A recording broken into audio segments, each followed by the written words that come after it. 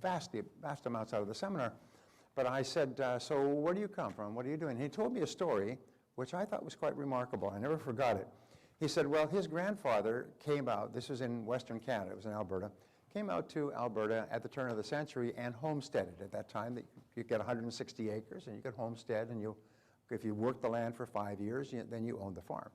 Well, it was what we call scrub land. It wasn't very good land.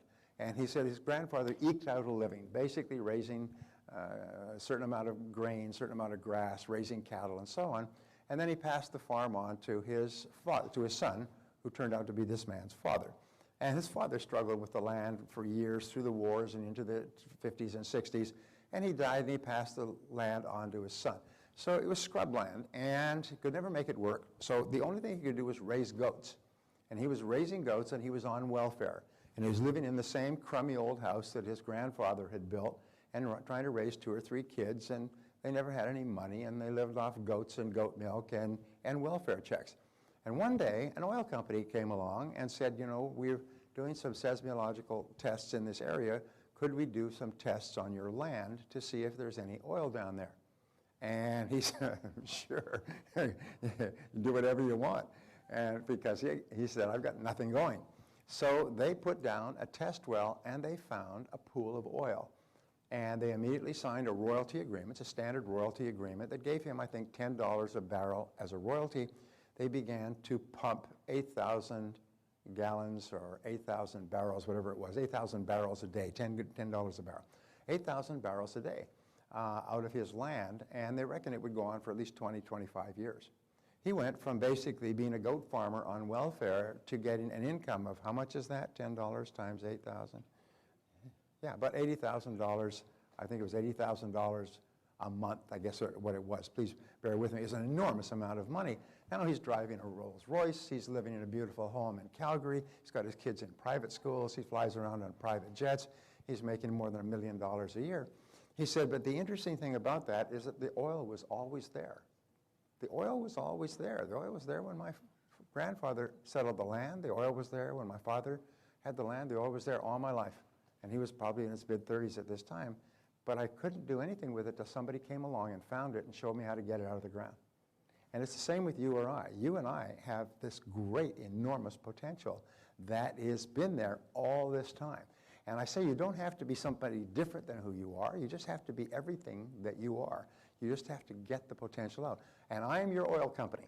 I've come along and I've done the seismological tests, and I'm going to put down the test well, and I'm going to show you how to start getting enormous quantities out of that great reservoir that lies within you. Here's another truth about you. You can learn anything you need to learn to achieve any goal you can set for yourself. Now, my friend Les Brown says, to achieve something you've never achieved before, you must become someone you've never been before. And I say you have to learn something you've never learned before. But the wonderful thing is, the more you learn, the more you can learn, is that every person has enormous untapped reserves of intelligence. So you can learn any subject. You could learn how to be a doctor, a lawyer, a dentist, an architect, an engineer. You could learn how to do anything. The only thing that stands between us and great success is simply learning how to do things better and different. And the more you learn, the smarter you get. The smarter you get, the more you can learn. And we'll talk about this and how to do it.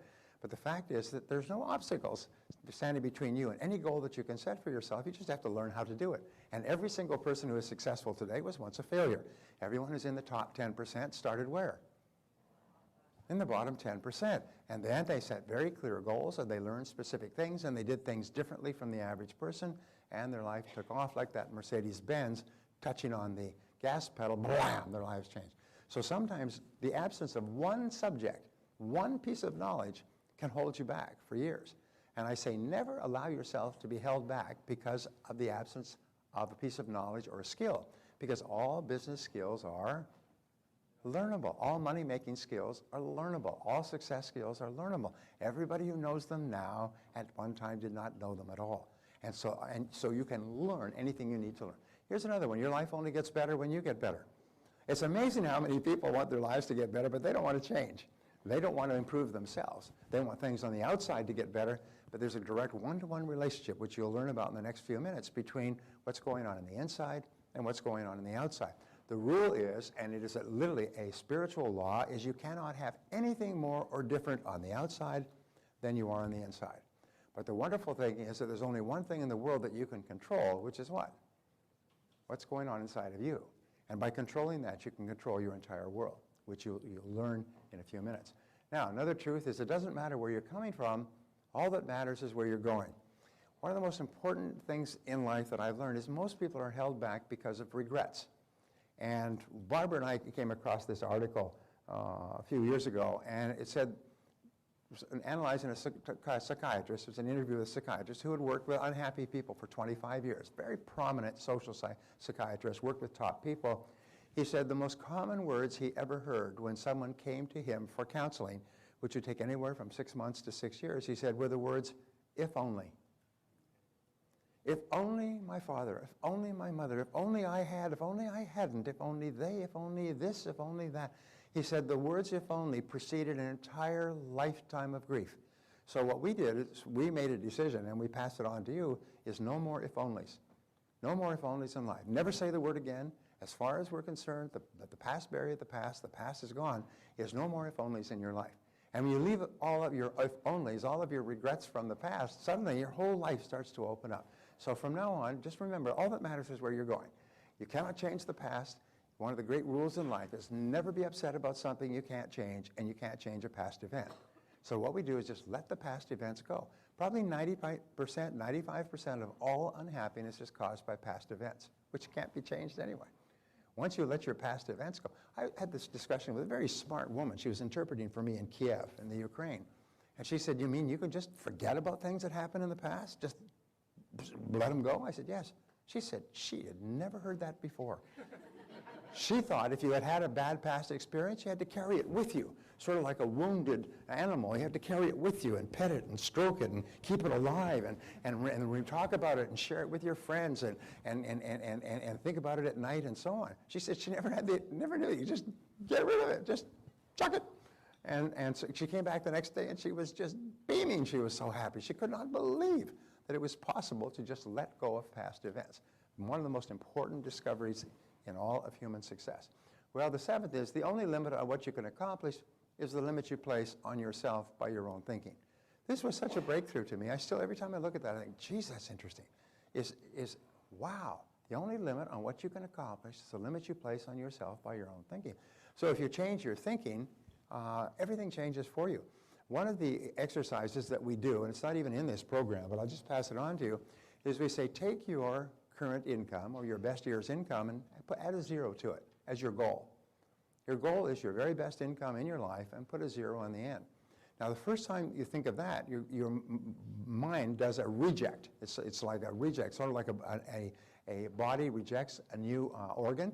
Well, your mind rejects it. It just kicks it out. And you say, well, I'll put it back in. It kicks it out. It just kicks it out. And it keeps kicking. It's impossible to go from what I've taken my whole life to earn what I'm earning today, and you're saying I should start thinking about earning 10 times as much. I say, so do this exercise. Just imagine that there's 1 in 1,000 probability or possibility that you could achieve an income goal of 10 times. Just 1 in 1,000. Is that true? Is that possible? Say yes. Yeah, there's at least one chance in 1,000 that's possible. Well, could there possibly be 2 chances? Yes. Maybe 3 chances. What could you do to increase the probabilities? And once you start to think like that, your thinking begins to change from, no, it's not possible for me, to I wonder how it would be possible. What would I have to do to earn that kind of money? And now your whole creative mind opens up, and you start to think and see possibilities that you never saw before. So let's say you don't make it to 10 times. Let's say you only make it to 8 times, or 5 times. What a tragedy. But the thing is, the starting point is to start changing your thinking about what's possible. Why are poor people poor?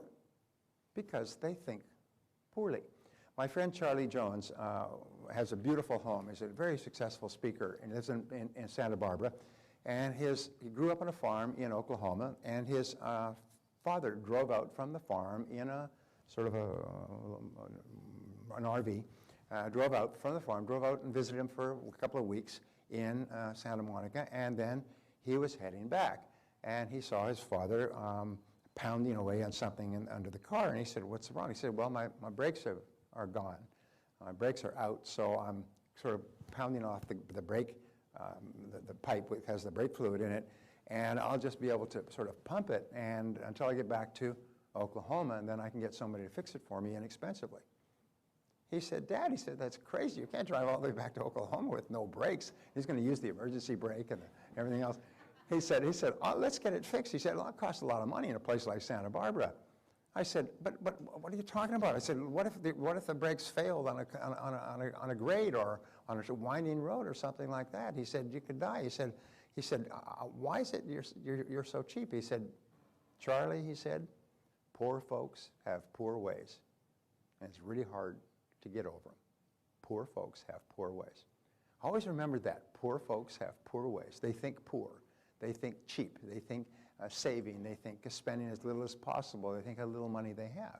But you find that successful people have successful thinking.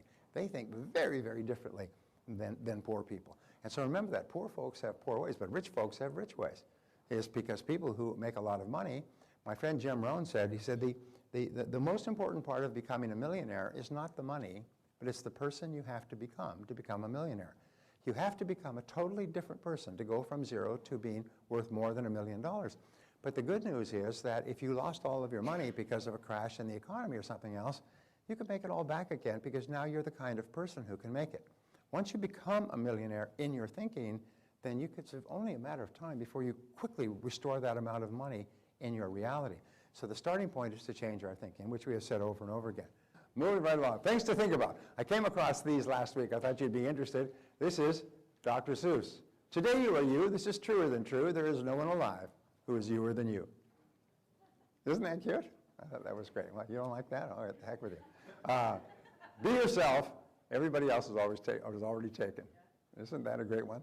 So it's really important that you realize that you have everything that you need within you right now to achieve everything you could possibly dream of in life.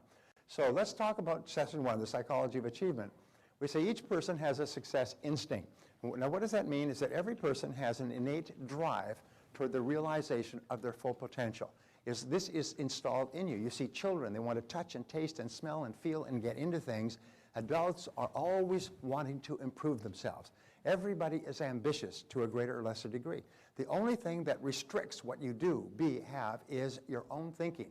What you think is not possible for you, you wish you could, you wish you would, and so on.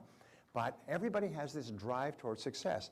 There was a wonderful line that said, within each person is an inherent drive to the full realization of their potential. In fact, my friend, my mentor, Ernest Holmes, said that all negative emotions come from frustrated potential. At the root, your negative emotions, your negativity comes from feeling that you could do or be far more than you are. It's only something that is holding you back. And then we make the mistake of thinking that the something is ourselves, and as soon as you think of that, you move from active to passive. I think if you take the 80-20 rule in our society today, 20% of people are proactive, like yourselves. You take the time and the trouble to do things, and then about 80% are passive. They're wishing and hoping and waiting and kind of have given up, and they hope that something will come along. That's why they buy lottery tickets. Do you know that 68% of young people today, when you ask them what they want to be when they grow up, you know what the answer is? A celebrity. They want to be a sports celebrity, a musical celebrity. They want to dance with the stars. They want to sing with American Idol. They want to get into sports.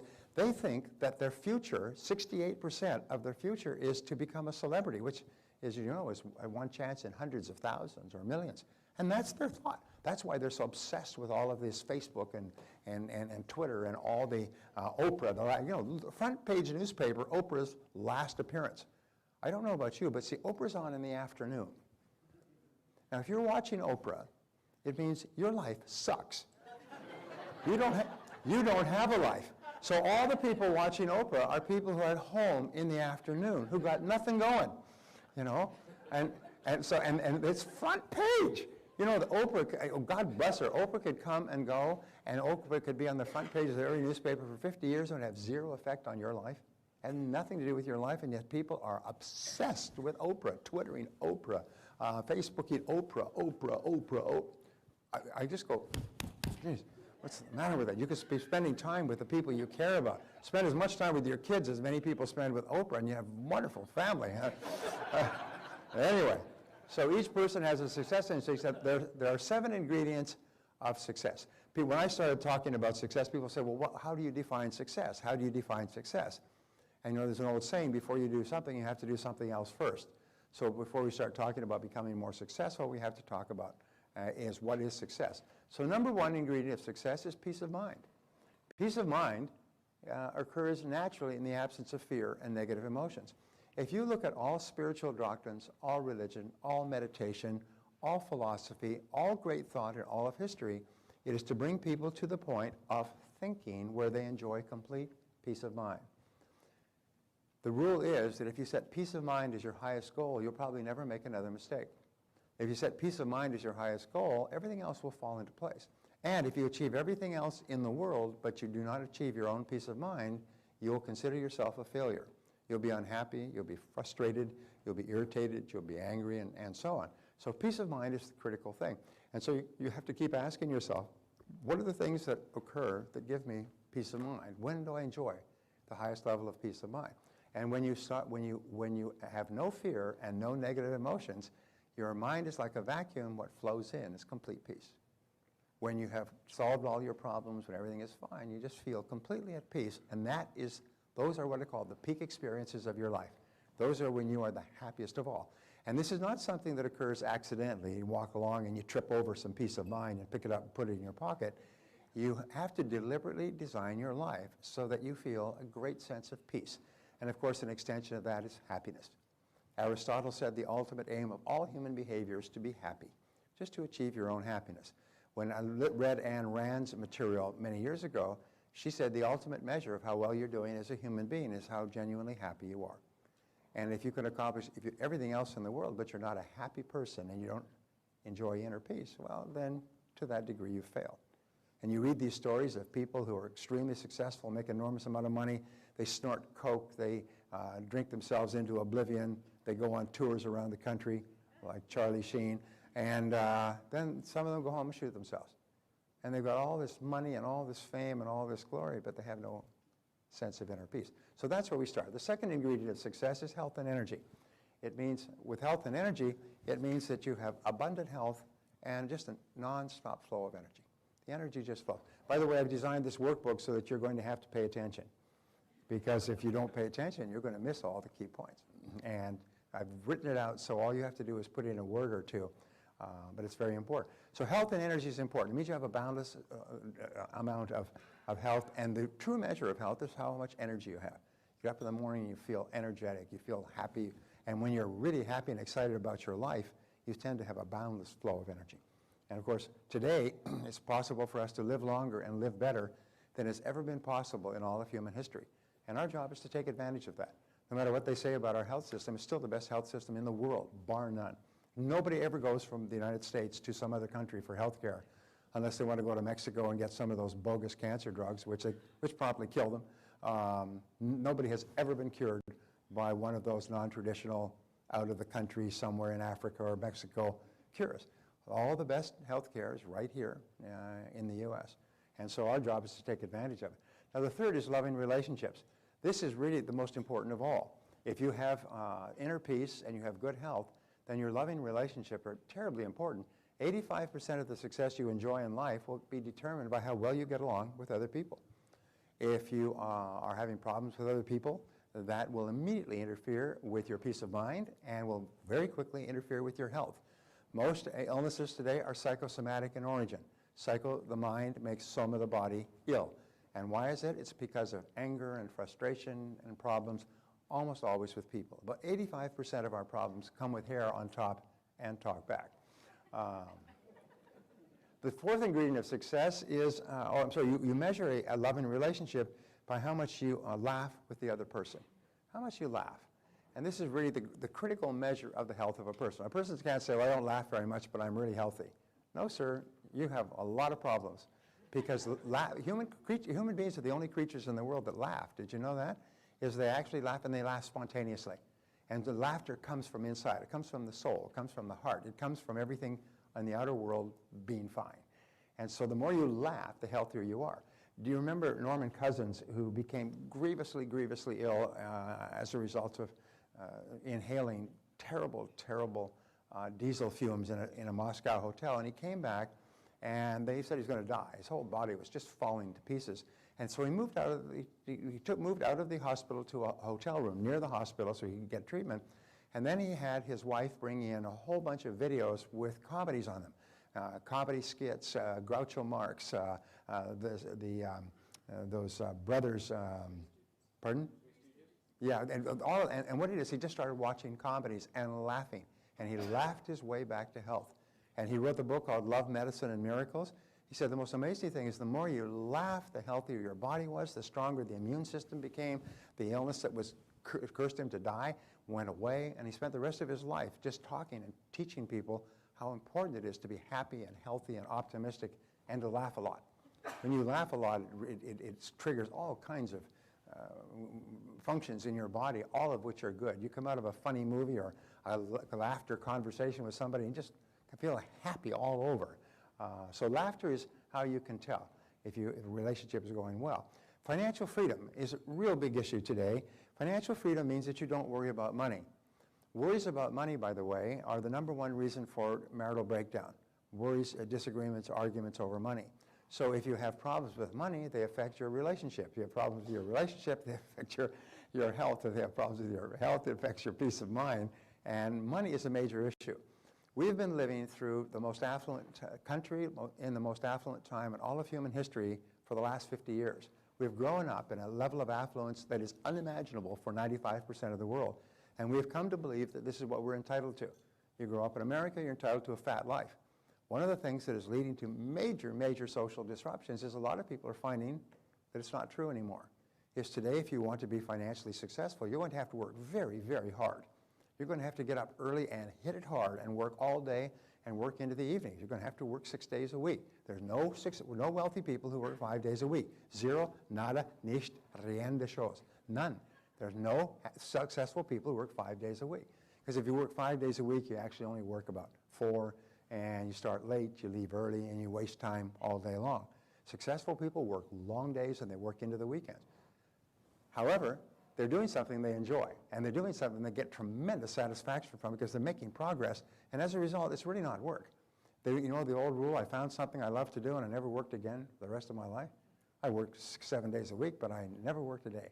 And you'll find that when you do that, which you will before we're finished, when you start to find what it is that you love to do and put your whole heart into it, you never work again, and you get paid more than you ever dreamed of, and you don't even care. You don't even count the money anymore because you're just getting so much satisfaction from using yourself at the very highest level. And so financial freedom, this is something people have to start thinking about. The worst thing you can do today is to be in debt. As you know, as they say, the debt comes and goes, but the interest payments stay forever. And it's the interest that kills you. It's the constant payment. Look at that. So one of our goals is to achieve financial freedom. And this isn't something that happens by accident. We don't say, well, geez, I got to show up, I'm financially free this morning. No, what we have to do is we have to set it down and make a plan, and we have to work on it for a long time. It's not something you can do once, it's something you need to do throughout your career. And too many people today are deeply in debt. You know, 70% of Americans live from paycheck to paycheck. 70% of Americans. What that means is that they have no money. They have no reserves. The average American family at the age of 40 for the major breadwinner has a total net worth of about $40,000. And that's including the equity in their home.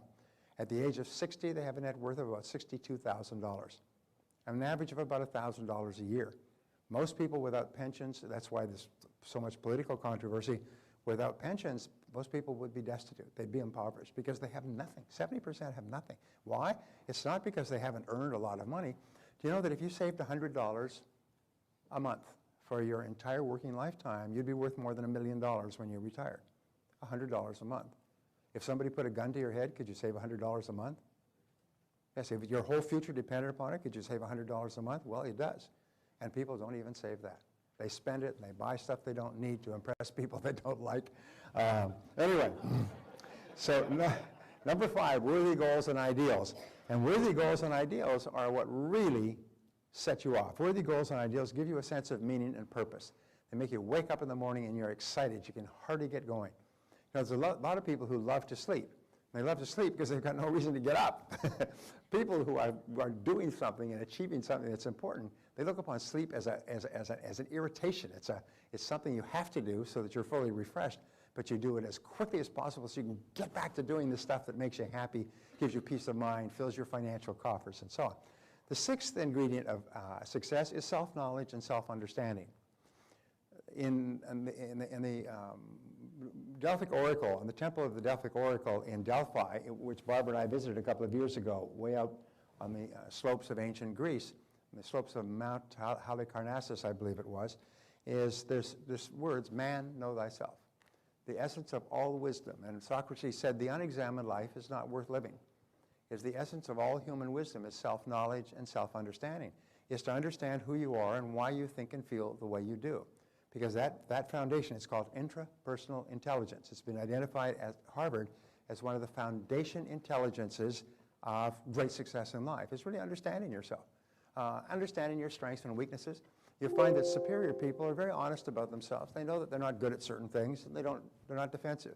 And they're better at other things, and they're quite proud of it. And the last ingredient is personal fulfillment and self-actualization. What Abraham Maslow called the ultimate aim of human growth is to achieve self-actualization. Self-actualization is where you feel each day that you're becoming everything you're capable of becoming. You feel that you're continually growing and that your goals are greater and greater. You're becoming better and better. You're learning more and more. You're doing more and more.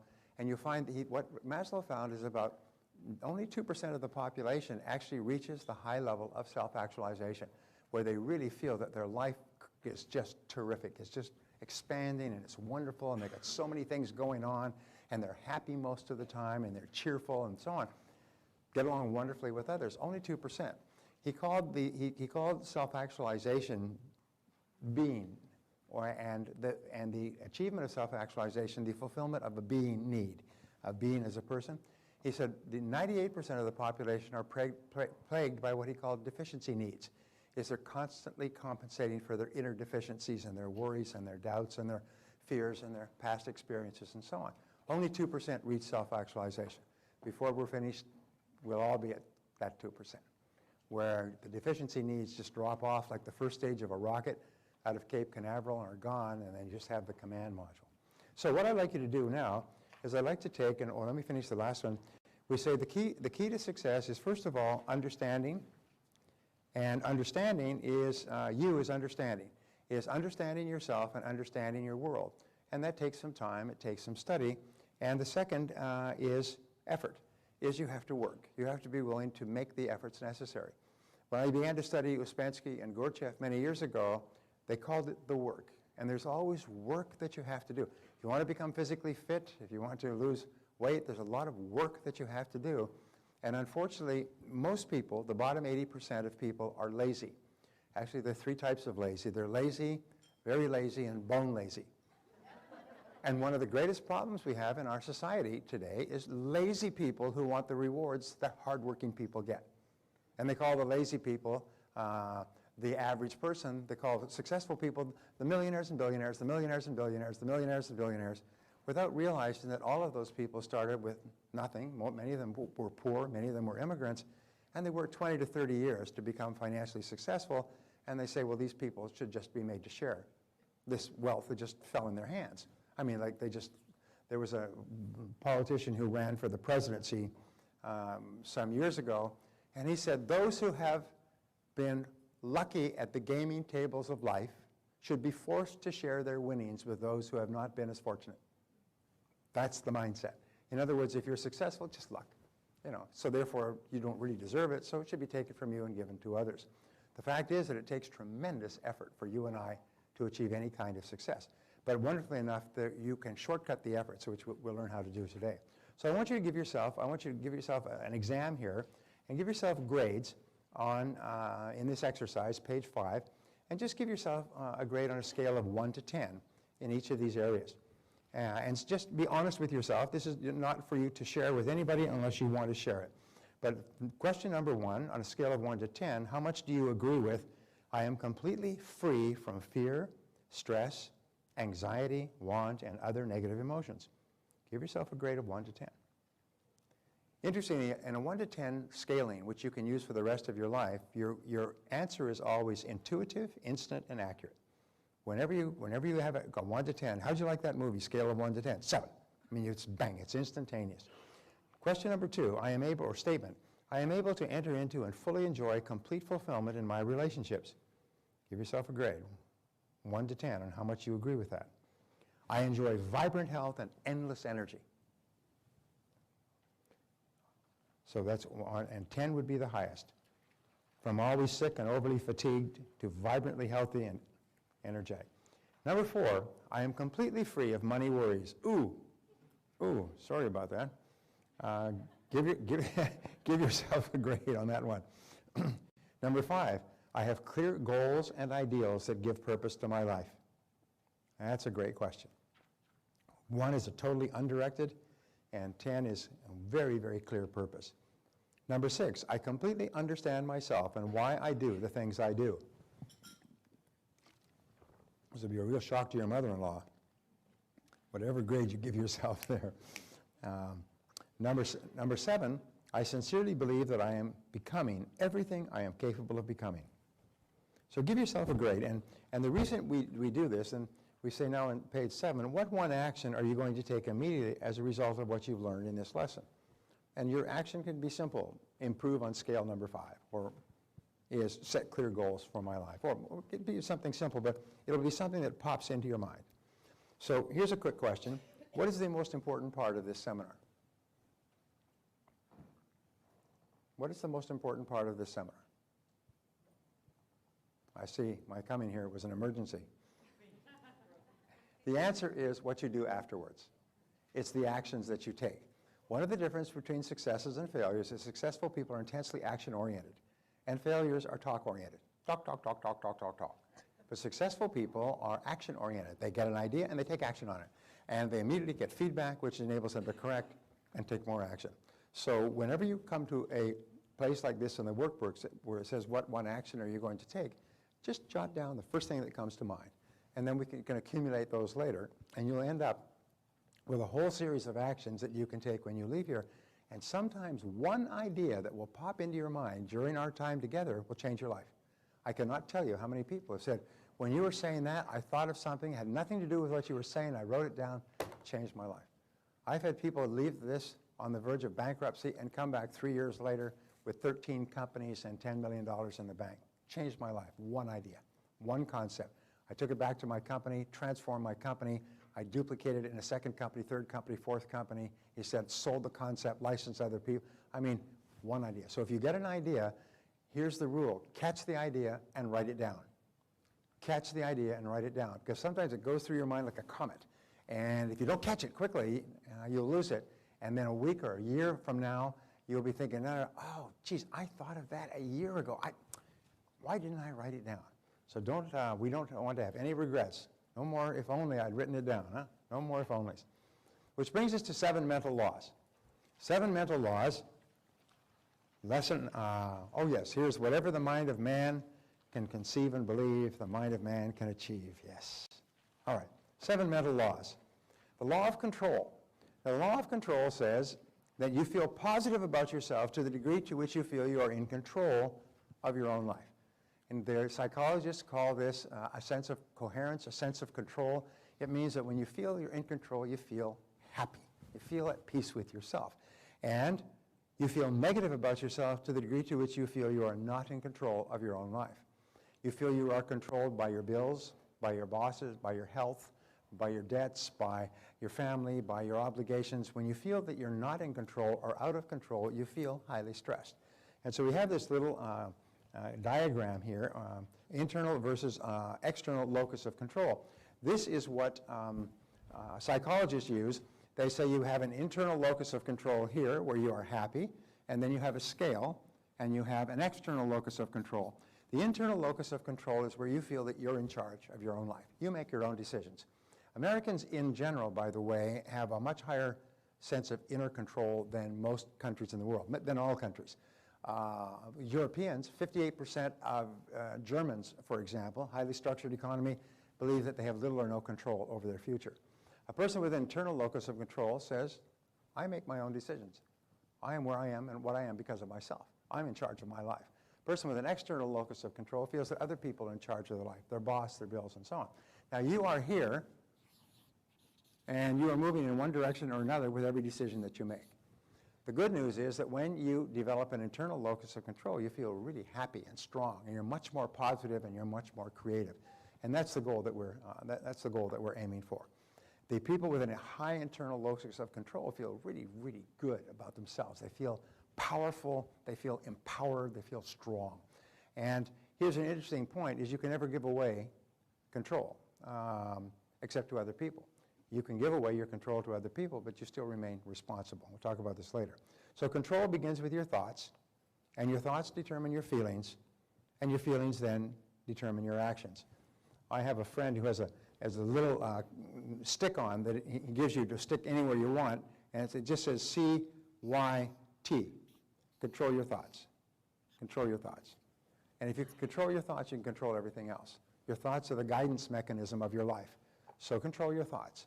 And when you control your thoughts determine your feelings. By the way, great question, which comes first, thoughts or feelings? And the answer is always thought. And I'll tell you why. It's because it is the thought that creates the feeling. It's how you think about something that is happening in your life that triggers the emotion.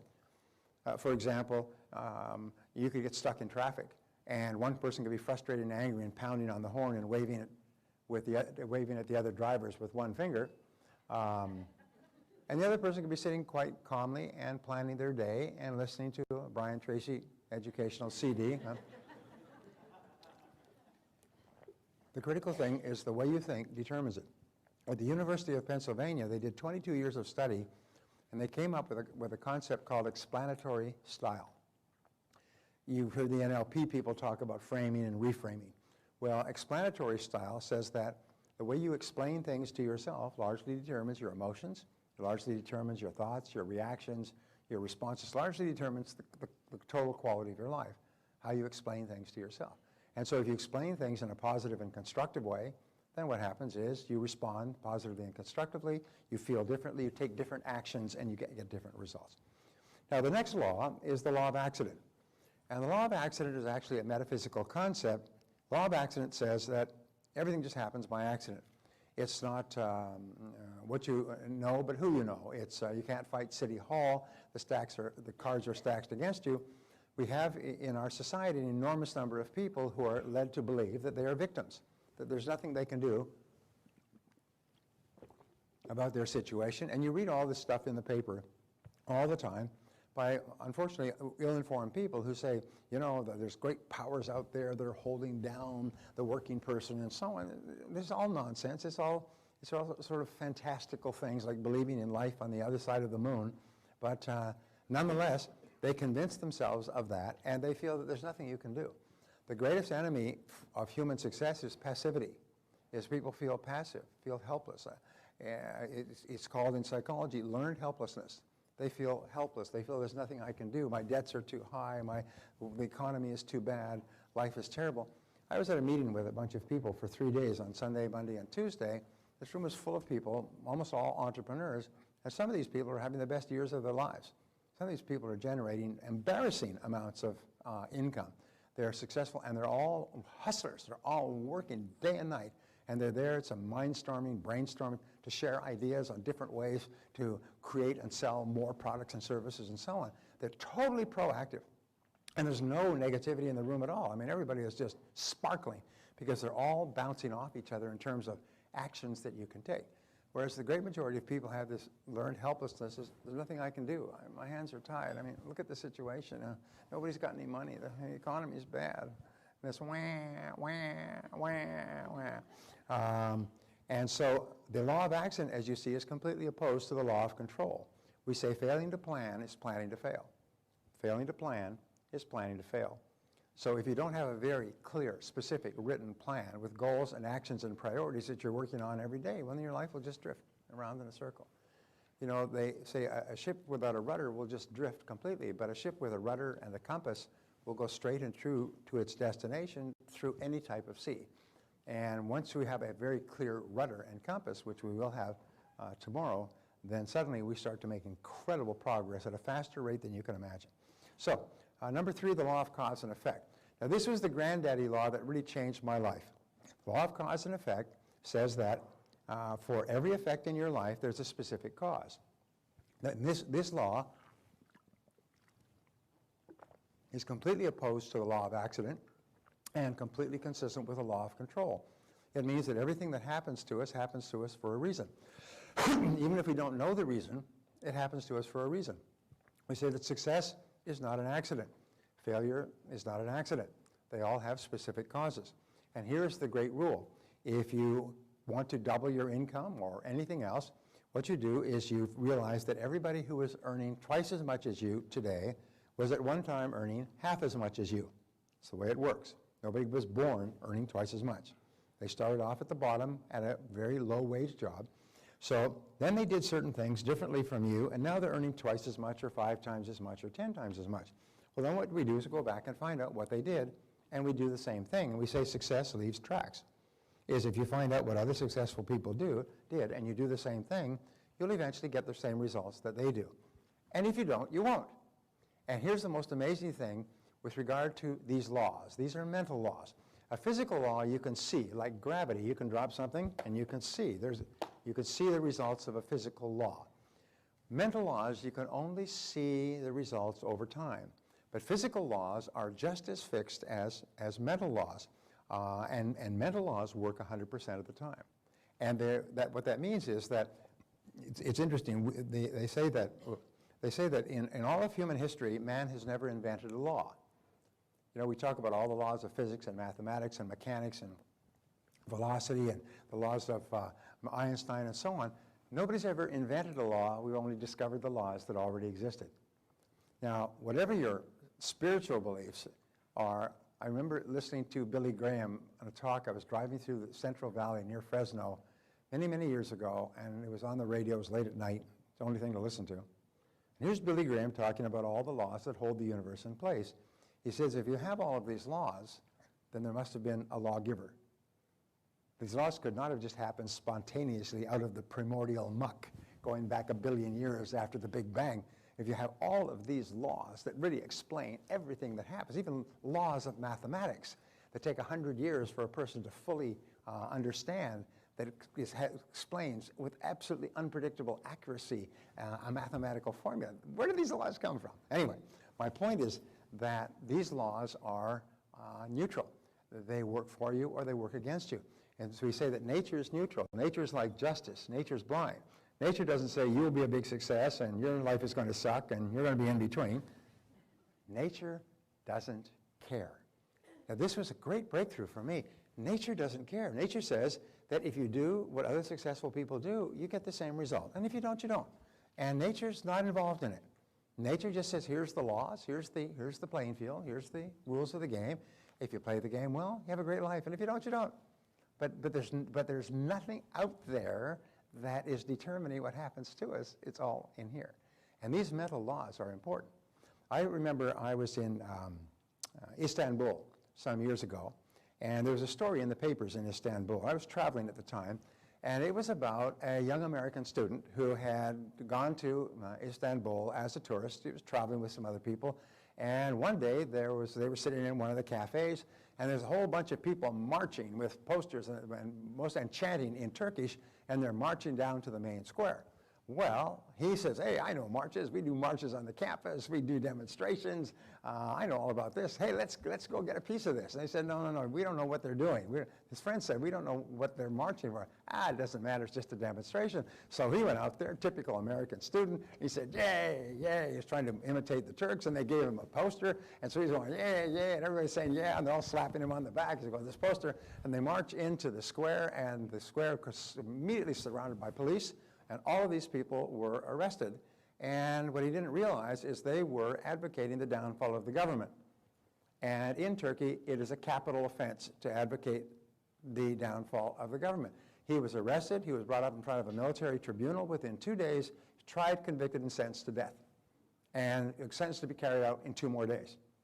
And by this time, his friends, who followed along at a distance, they'd gone to the embassy, they'd gone to the consulate, they ran it around in circles, and they did everything possible. And Turkey happens to have a colorful attitude toward money. So they managed to buy him out of prison. His parents had to sell their home back in the United States. Cost him $250,000 to get him out, and he was saved.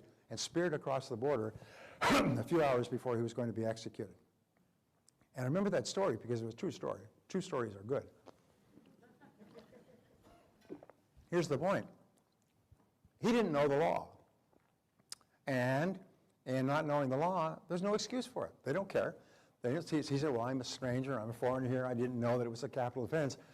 Excuse me. He said, they don't care. You violated the law, you can execute it. And in life, we violate a lot of laws. We violate a lot of natural laws, especially mental laws. And when we violate those laws, we suffer the consequences of it, whether we knew about the laws or not. If you step off a 10-story building in downtown San Diego, you're going to go splat on the sidewalk.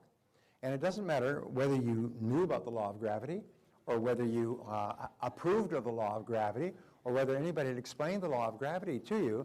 The law of gravity is going to work on you, and you're going to go splat on the sidewalk. The law is neutral. The law doesn't care. You know, thou shalt go splat, and thou shalt rise up, and thou shalt go half splat. No. In other words, the law is there. So all successful people do what we call a harmonic convergence. Have you heard of a harmonic convergence? They had this, I think, back in the 80s or 90s, where you have all the planets line up.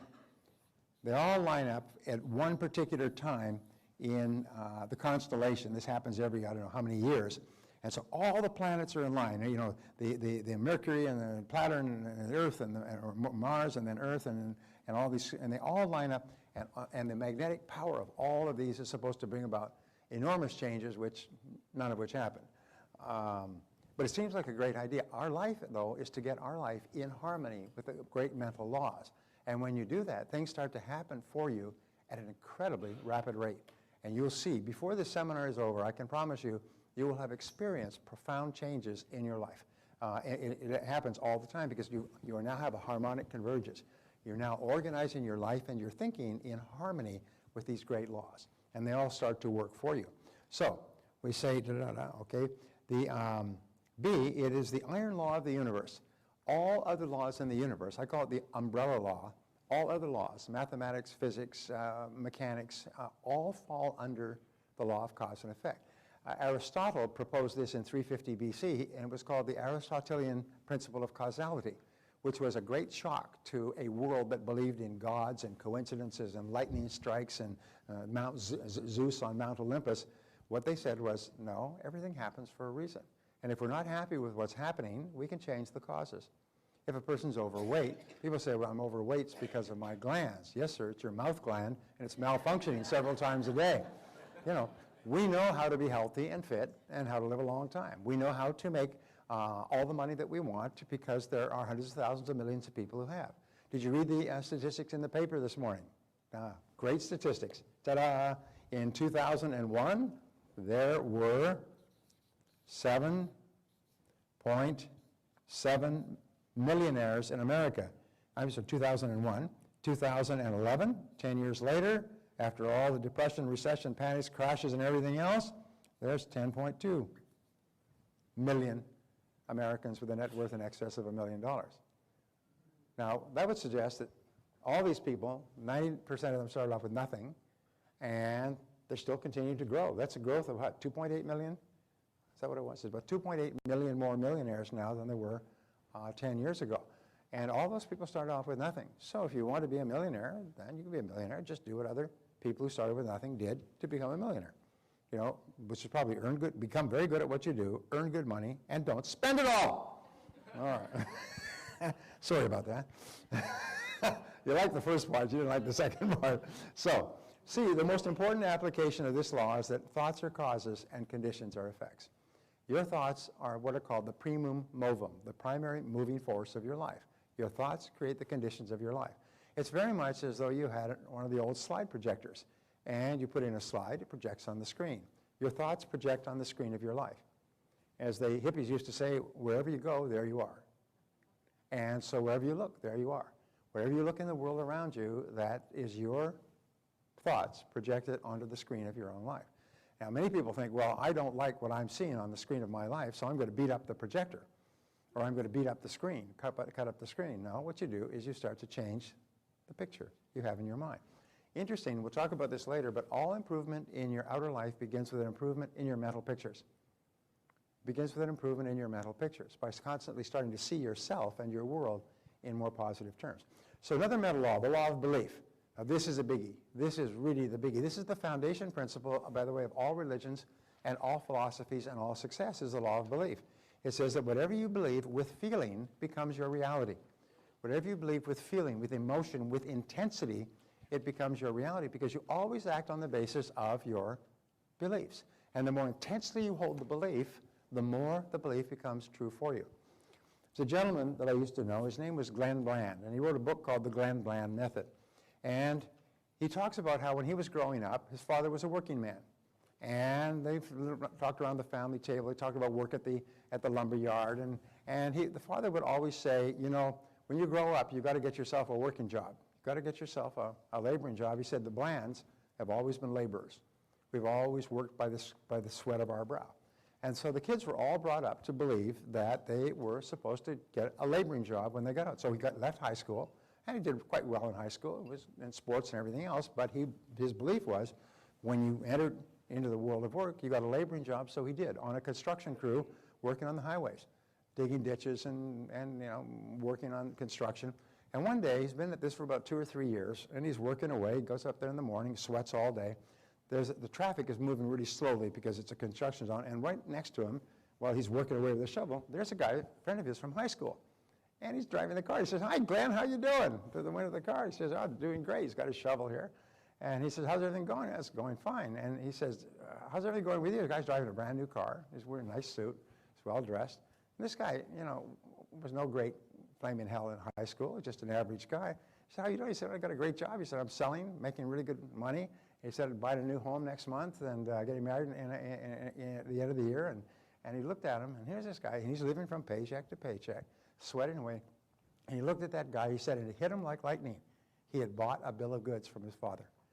He said, this guy's no better, no smarter than he is, which happens to be the case, yet he's got a different belief system, that you get out and you get a job, and you get into business, and you get into white-collar work. He threw down the shovel, and he got up, and he walked out of there, and he said, "I'll never work with a shovel again." He went and got into sales. He turned out to have a natural ability for sales. Within 2 or 3 years, he was doing extremely well. Within 7 or 8, he was a millionaire, had a beautiful home, beautiful car. He said the turning point in his life was when he challenged that belief that he was meant to be a working man all his life. Many people have beliefs, and there's 2 sets of beliefs. There's conscious beliefs that we have, and there's unconscious beliefs.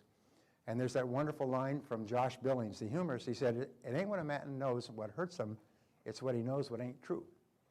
And many things we know about ourselves ain't true at all. What we do is we develop scotomas, or blind spots. Is once we've decided to believe a certain thing, we do not see anything that contradicts it. We may be doing wonderful things or wonderful work or being very successful. We don't even see that if we decided to believe that we will never make much more than we're making. Sometimes your parents will tell you, you've got to be worried about money, you've got to be careful about money all your life, and you'll never make very much, so you've got to hold on to every penny. And so people just hunker down, and they're more concerned about security than anything else.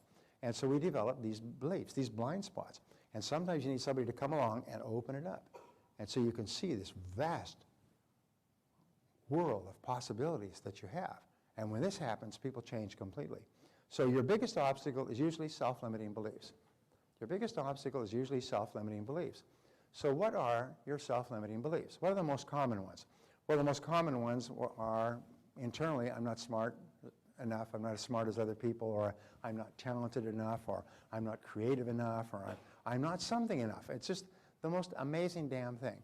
I remember this great story. His name was Igor, and he came to my seminar in New York, and he came to my seminar in Palm Springs, and he was a Russian immigrant.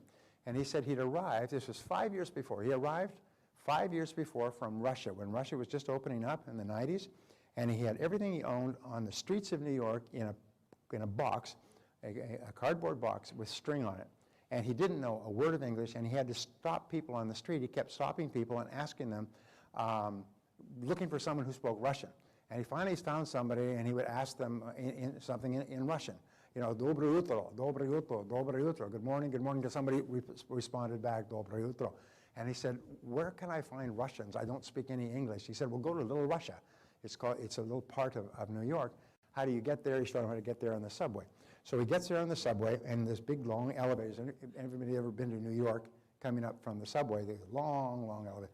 He comes up, and the first thing he sees in Little Russia is a pizza place, which has Russian, it's a Domino's pizza with a Russian name. He goes in, he speaks to the owner in Russian. He said, I need a job. And so he said, I need somebody to deliver pizza.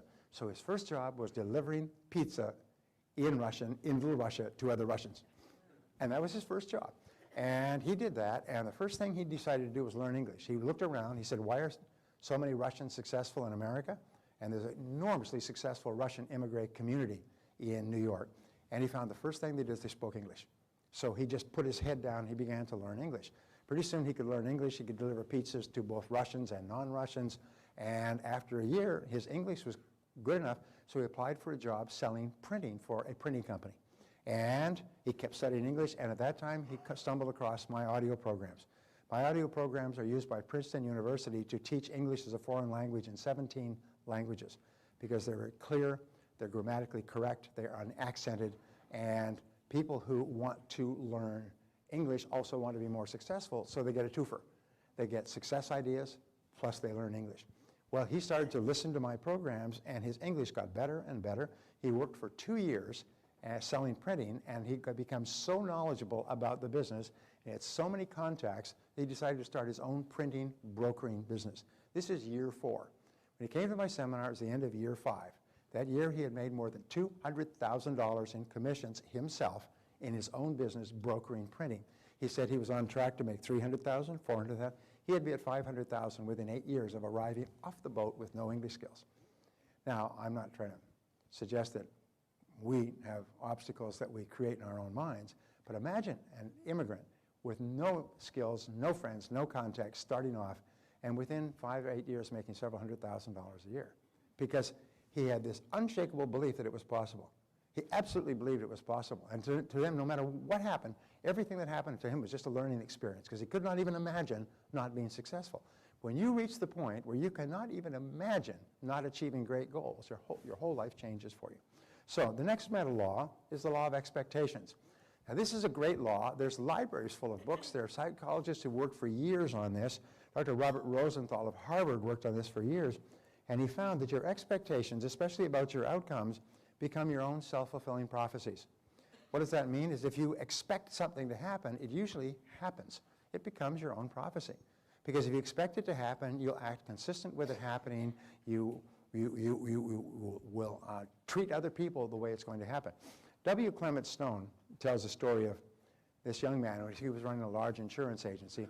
This young man was sent to him by one of his business associates, just came out of college, he was starting off in life insurance, and he came to Clement Stone to ask him if he could get some referrals, some leads.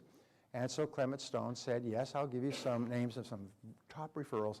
These are people who are all interested in buying life insurance or buying even more life insurance. I'll be right back. So he went into his office, and he had his secretary type up a list of names, addresses, and phone numbers. So this salesman, young salesman, went out, and he called on these people, and he was positive and enthusiastic, and he made about 4 or 5 sales, and the others, had to think about it. We're not ready to make a decision right now. So we went back to Clement Stone. He said, those leads were fantastic. Thank you so much. Can I have some more? He said, sure. He said, wonderful. He said, here, as a matter of fact, I'll get you my lead book, and you can write down the names, addresses, and phone numbers yourself. And so he went and he got the telephone book. For the Chicago phone book, he said, this is where I got the names in the first place. You can have as many as you like. Now, what happened was, the gentleman believed that these were leads given to him by one of the top business people in the country. He's worth $800 million at the time. And so he said, W. Clement Stone told me to call on you. Oh, that's great. Anyway, his expectation was that these people would buy. There's another great story. This fellow who's running a company in New York, and the company's on the verge of bankruptcy, about to collapse, and he's really in despair. He doesn't know what to do. He's going to lose his home. He's going to lose everything. And he goes for a walk in Central Park, and he's standing on this bridge in Central Park, and this man comes out of the night, comes up and stands next to him and says, hi, how are you doing? He said, fine. He said, you look like you're deep in thought. He said, yes, well, I've got a business, and the business is in trouble. He said, no problem at all. He said, I'm John D. Rockefeller. I'll lend you some money. How much money do you need to turn your business around? He said, well, probably $200,000 or $300,000. I'll give you $500,000. Pulls out a checkbook, He writes that check right there and gives him a check for $500,000, John D. Rockefeller. He said, there you go. He said, meet me back here in this place a year from now and you can pay me back. Really? I mean, wow. He said, good luck. And he walked off into the night. Well, this is like an answer to a prayer. He couldn't believe it. He took this check back to his office. He's sitting, this is a true story too. Although I can't verify it. Anyway, he takes this check back and he sits there and he looks at this check and he said, wait a minute. He said, my business isn't going down the drain. He said, I don't have to cash this check right yet. What I'll do is I'll put it in my safe. But if ever I need it, I've got this check. It's valid for a year. And he went back and he turned around to his business. It was $500,000 in his safe. And he went back in and he made revisions and changes and he upgraded his sales and marketing and became more aggressive and introduced new products and services, and his business grew and it turned around and this business grew and he became prosperous again. He never even had to cash the check. And 1 year passes and he goes back to the park. He's got the check and he's standing on the bridge. It's about 7 o'clock in the evening and he's waiting. And after he'd been there about 10 or 15 minutes, this man comes walking quickly out of the dark, comes up and he said, there you are again. How did everything work out? And he said, well, I'm happy to say I was able to change my business. Here's the check back. I never had to cash it. He said, well, thank you very much. It's really great. And he said, I'm so happy to hear about your success. And then this nurse comes running out of the bush saying, Mr. Hawkins, you come back here. And she comes running up and grabs him by the arm. And she said, I hope he's not been bothering you. He's escaped from the asylum over and over again. And we always have to go out in Central Park and find him. Now you come back with me, Mr. Hawkins, and let him back to the asylum where he had run away. My point was because he believed that this was a check from John D. Rockefeller, it transformed his life. Not that it was, but because he believed it, his expectations were that at any time he could cash this check. And it totally transformed his attitude toward his business and his business results. Now the wonderful thing about our expectations is that you can manufacture your own. You can manufacture your own. You can expect great things to happen. So whatever you expect with confidence becomes your own self-fulfilling prophecy. If you absolutely expect, we'll talk later about this, but the greatest of all attitudes, the catalyst that causes your potential to unlock, almost like a chemical catalyst that causes an explosive effect, is confident expectations. An attitude of confident expectations transforms your attitude towards your world. If you confidently expect that people will buy and confidently expect that products will sell and confidently expect that if everything fails, you'll learn a valuable lesson that you'll use to be more successful next time, if you always expect something good, you'll never be disappointed. And it has a total transforming effect on your attitude. So expectations play a critical role in your life. There's 4 types of expectations. First are the expectations of your parents. And it's the most amazing thing. I was reading a story yesterday about a fellow whose mother was alcoholic, father was gone, mother was alcoholic, and she was a mean drunk. And she would always tell him, you're worthless and you'll never amount to anything. You're worthless. About 3 or 4 children. She told them all that. You're all worthless and you'll never amount to anything. And so many parents have made the mistake of criticizing their children too much when they were growing up, and their children develop a feeling that they're not really very good. And so they set low standards for themselves and achieve them. The worst of all, they say, is to set low standards for yourself and be successful. So the expectations of your parents have an inordinate impact on the person you become as an adult. And so you have to look back and realize that many parents were raised by parents with negative expectations. And in the Bible it says the sins of the fathers are visited on the children. So what your parents, grandparents did to them, they will often have inflicted on you. And you'll often grow up not really feeling that you have great potential. Your parents will have expressed the thought that they didn't really expect you to do that well. You get poor grades, well, what can you expect? You're not that smart. And you're never on time. And you never fulfill your promises. And you probably won't do that well in life. And isn't it amazing the power of negative expectations expressed by our parents when we were young, the power that that has on us as an adult. It's sort of like a sea anchor that's pulling us back. And we're struggling hard on the outside to be successful, but deep down inside, we are still fighting with those negative expectations. The other place is the expectations of your boss. You'll find that people who work under high expectations bosses who really have confidence in their staff, perform at a vastly higher level. I remember when I was in real estate, there was an office, and this office was run by this manager who was just dynamite. Positive, cheerful, happy, upbeat, and he only hired people that were of the same caliber. He wouldn't let anybody be there. You had people lined up to join this office, even though they're working on straight commission. And he would interview them, he would spend some time with them, he'd have them meet the other people, they do a thumbs up or a thumbs down. Eventually he had an office full of really high chargers. They're just positive, happy people, a lot of laughter. And that office, the people in that office made 3 times as much on average as the real estate people in any other office, booms or busts. During the busts, they were the most financially successful real estate agents in the market. And so people who had been struggling in one office with negative or indifferent bosses or demanding bosses or complaining or criticizing bosses, they go and they work in this place and their income would triple within a year because they're under the influence of a positive expectations boss. Now here's one of the great rules in life, which we'll come back to over and over, is that people don't change. I get this question, how can I get my wife to change, my husband to change, my boss to change, my friend to change? People don't change. In fact, the psychological studies show that people under pressure become even more so, but they don't change. And people say, well, how come you're giving a seminar if you say that people can't change? I'm saying that it's like how many psychiatrists does it take to change a light bulb? Well, the answer is only one, but the light bulb has to really want to change. And it's the same thing. Most people don't want to change. They've taken their whole lives to become the person they are, and they don't really have any desire to change. As a matter of fact, most people feel that in some degree they are superior to all other human beings. Everybody does. It's okay. I know. And so therefore, why would they change if they're already superior? And if somebody thinks that they should change, well, they're definitely superior to that person, because that person is obviously an inferior person if they would even suggest that someone as good as me change. Are you with me so far? This is called rationalizing, which we call rational lies. We tell rational lies. My friend John Assaraf talks about that. And so the expectations of your boss, and the rule is, if you're working with a negative expectations boss, go somewhere else. Because he or she will never change, and you will never fulfill your potential under a negative expectations boss. Another is the expectations you have of others. The expectations you have of your children and your spouse, you'll find that in great relationships, each spouse expects the other to do really well and to be really successful and be really happy. The expectations you have of your children, all the time they're growing up, the expectations you have of your staff. So expectations are really, really good. Barbara and I went to a restaurant some years ago, and the hostess was a really persnickety, negative, rude. How she got to be hostess?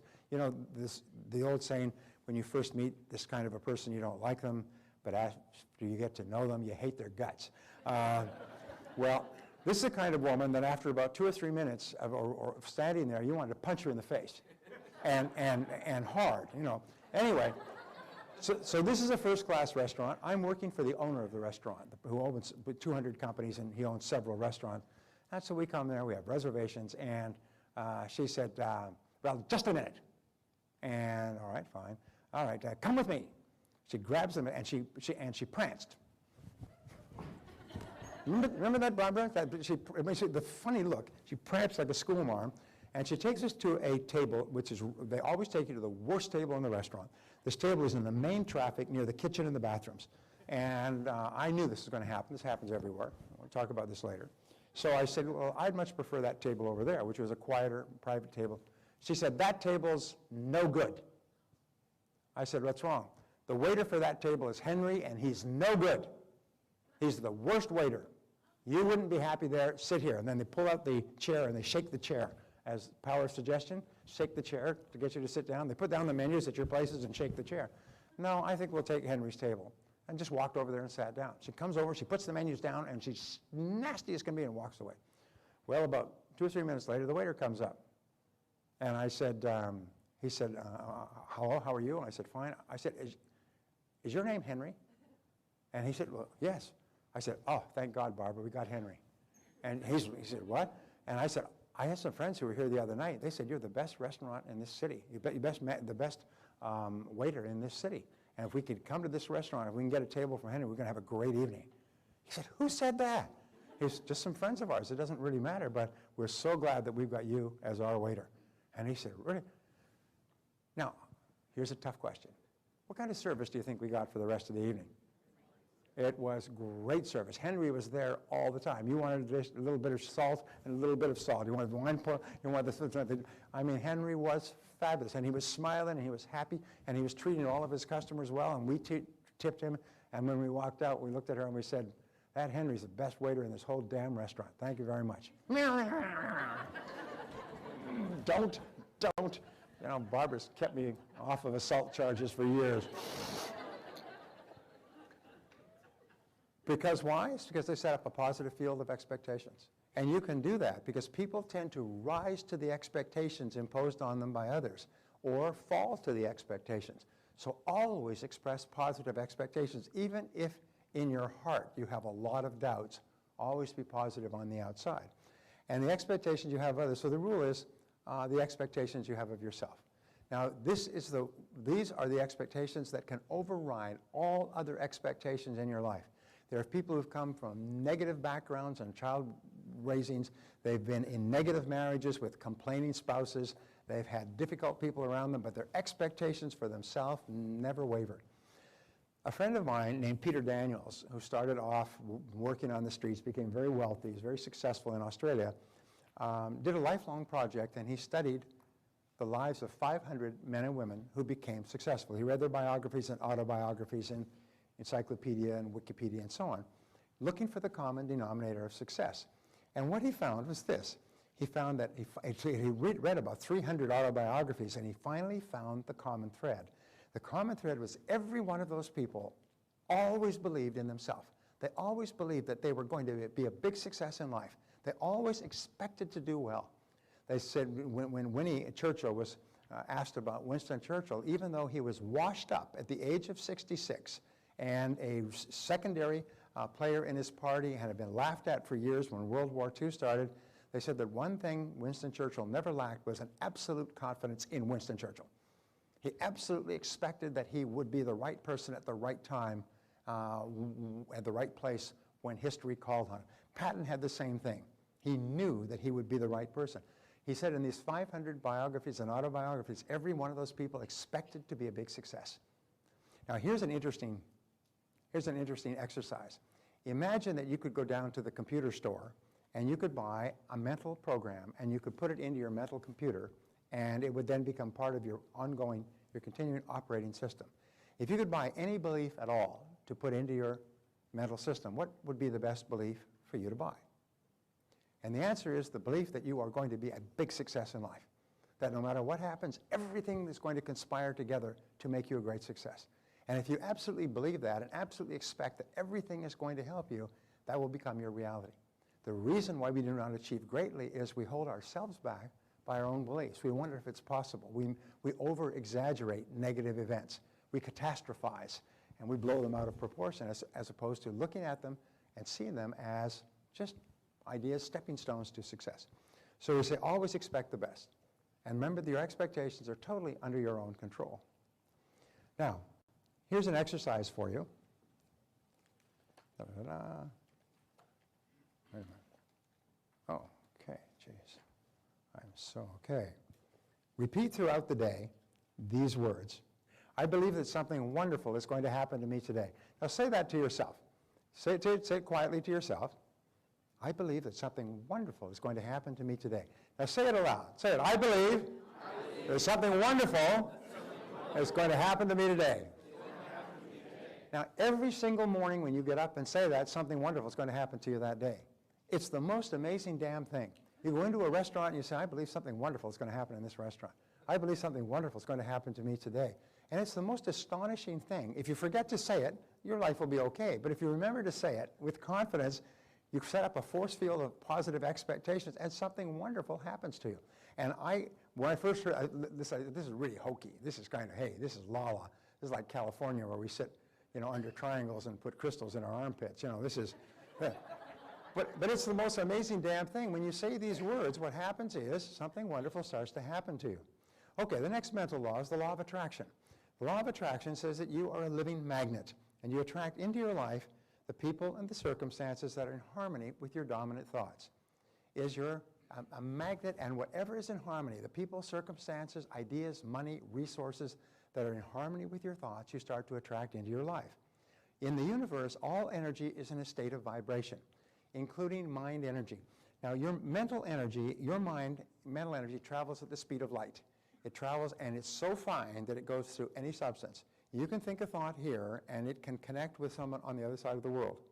There were many examples, by the way, in World War II, where a person's son was killed in the Pacific, and they woke up straight out of a dead sleep in the middle of the night, instantaneously, and it wasn't until days later that they learned that at that moment on the other side of the world, their son had died. You'll have occasions throughout your life where you'll think of a person, the phone will ring, it'll be them.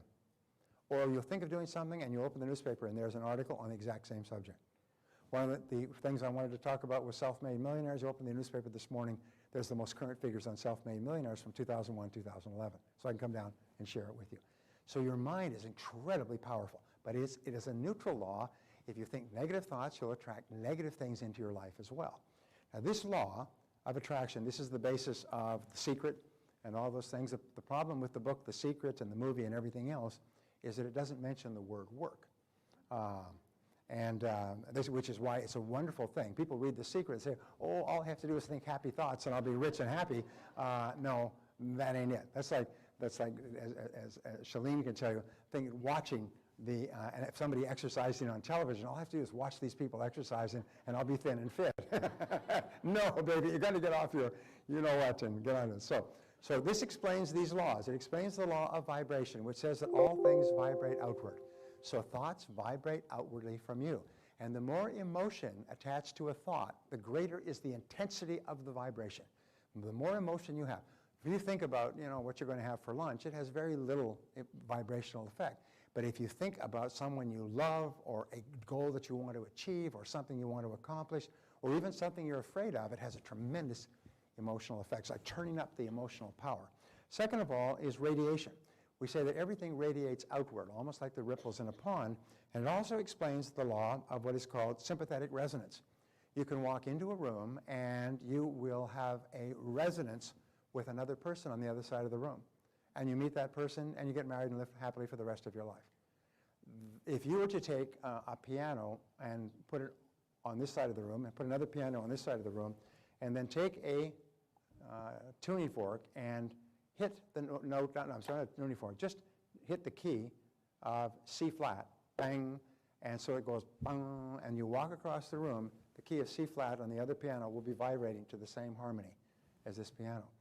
You and I have this experience of sympathetic resonance where we resonate with other people, we resonate with ideas, we resonate with conversations, we resonate with subjects that we like to study and learn about. We have this all the time, and that is the law of attraction. It means that something within you is resonating within something outside of you. If you want to be really successful and you see successful people and you start to resonate with their accomplishments, you start to become more like them. Now here's an important point that people don't realize. This also explains what is called the law of repulsion. Now the law of repulsion says that if you hold a negative thought, you repel anything associated with that thought out of your life. So many people are brought up to look down on those who are successful, to criticize successful people.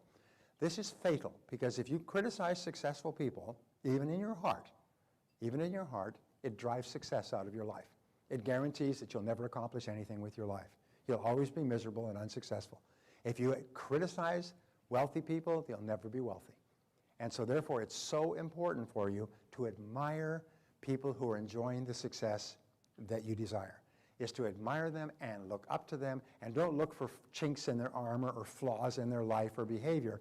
Instead, look at the things that they do right and say, that I could do that, read their books, read stories about them, and admire successful, happy people. If you admire successful, happy people, you create this sympathetic resonance and you begin to attract into your life people and circumstances and ideas that will enable you to be like one of those people. When people criticize other successful people, it has no effect on the successful people. It doesn't hurt them at all. They don't even know and they don't care, but it destroys the criticizer's chances for success. They're shooting themselves in their own foot, blam, and admiring their own marksmanship. Geez, I'm a good shot. One of the characteristics of poor people is they look down on rich people. Do you know that people on welfare actually feel that people who work are suckers? And it's the most amazing thing. When you interview them, they're not grateful for welfare. They resent the welfare, but they look at the people who work, that have to pay taxes to enjoy the welfare. They look at them as suckers. These are suckers. I don't work. I stay at home, watch television, drink, snort, whatever I do. And these suckers got to go to work every day, isn't that? And they actually look down on their benefactors. Now, what is the chance of them ever having any success in life? In the zero range? It's probably nothing. They'll never be successful, and they'll never understand that their own mentality is what drives out all possibility of success from their lives. So always admire success, and always want for others what you want for yourself. If you want to be a big success and you see somebody successful, say, that's great, congratulations, that's wonderful, because if you can get it, I can get it. Abraham Lincoln once said that some are rich as proof that others can be rich as well.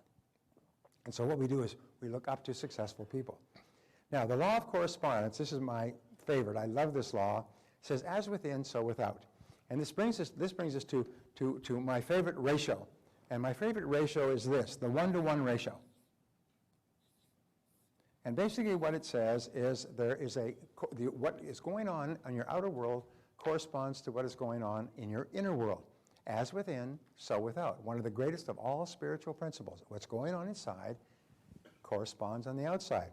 We say your outer world is a mirror that reflects what is going on in your inner world. We say wherever you look, there you are. What you see is your own self, your own thoughts reflected back to you. And the places that you see this, most of all, you see it in your relationships. Is the person you are on the inside is perfectly reflected by your relationships. You see it in your financial situation. Your depths of preparation and work and attitude toward money is reflected in your financial world. You see it in your health. Your attitudes toward health, fitness, food, everything else is reflected in your physical body and so on. Always on the outside. There's one of my great spiritual teachers was Emmett Fox, and he wrote a piece, which the name of which is Enough. And the piece was called, it's called The Mental Equivalent.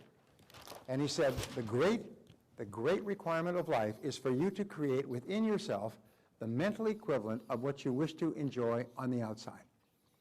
This is your responsibility, and God and nature will take care of everything else by law. So therefore, that's why reading, thinking, planning, visualizing, all things we'll talk about, so you can create within your mind a mental equivalent of what you want to enjoy on the outside. And the greater vividness with which you can see it on the inside, the faster it comes into your reality on the outside. Most people have only a vague, fuzzy, unclear goal or idea of what they want, and as a result, what happens in their life is vague and fuzzy and unclear.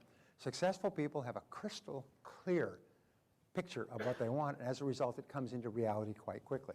So we say here, as within, so without, and here are the three great principles. This is the great principle that underlies all thought for the last 6,000 years, that you become what you think about most of the time.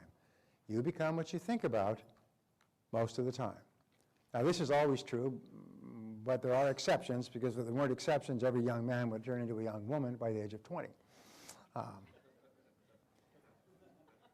All causation is mental. This, again, is the great, profound discovery that all causation is mental. Everything you see in the material world around you began with a thought in the mind of a person. And that thought turned into a goal, which turned into a plan, which began to take physical reality. In fact, just writing down a goal and making it concrete on paper is the beginning of this process. And so here's the most important principle of all, is you change your thinking and you change your life. You change your thinking and you change your life. And wonderfully enough, going right back to the law of control, the only thing over which you have complete control is your thinking. And if you can control your thinking, everything else will change for you. It's the hardest thing of all, yet the most important. And when you learn how to do it, as you will in our time together, your whole life will be completely different. Now, there are 7 mental laws. There's some exercises here. What I want you to do is I want you to complete these exercises. Just write down your answers. Number 1, in what areas of your life do you feel most in control? I wrote down mostly at home. When you walk into the house and you close the door behind you, this is your place. It's in complete control, or in your car. Or there's some things that you do really well. You feel tremendously in control when you're doing those things. Where do you feel in control? What areas of your life are you failing to plan for the success you deserve? In what areas of your life would you be helped? Let's put it this way. if you had very clear, specific written plans and blueprints that you worked on each day to achieve those goals. Financial, business, health, family. What are the main causes of the main effects in your life? You can just write yourself. Number 4 is a good question. What self-limiting beliefs could be holding you back? Remember, removing self-limiting beliefs is the first step, or identifying them is the first step to eliminating them. Awareness of the beliefs that you might have. You say, what might be holding me back? Well, maybe I don't believe. I had a fellow who was very, very successful, and he was up to $50,000 a year, after which he just burned out. Very successful in sales and business, but he couldn't make more than $50,000 a year. Finally, we sat down with him and said, why? You know, he makes that amount of money halfway through the year and then just dawdles for the rest of the year. He said, well, my father never made more than $50,000 a year, and he told me that I never make more than he did.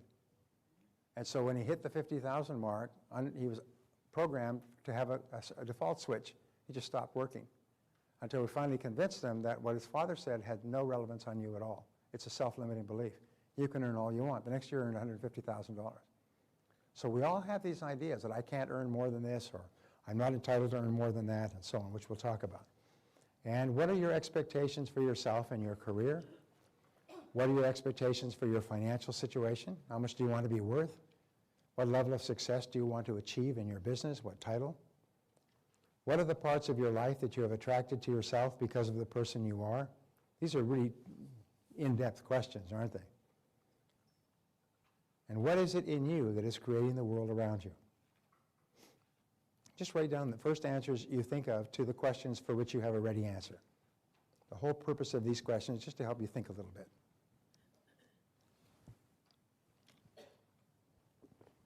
As you can see from the introduction here, we say everything in your life is attitudinal. Fully 85% of what you accomplished is determined by your attitude, which is the way you think going in. And you'll find that very successful people have very positive attitudes. By the time we're finished together, your attitude is going to be so positive, the people you meet will think you're smoking something.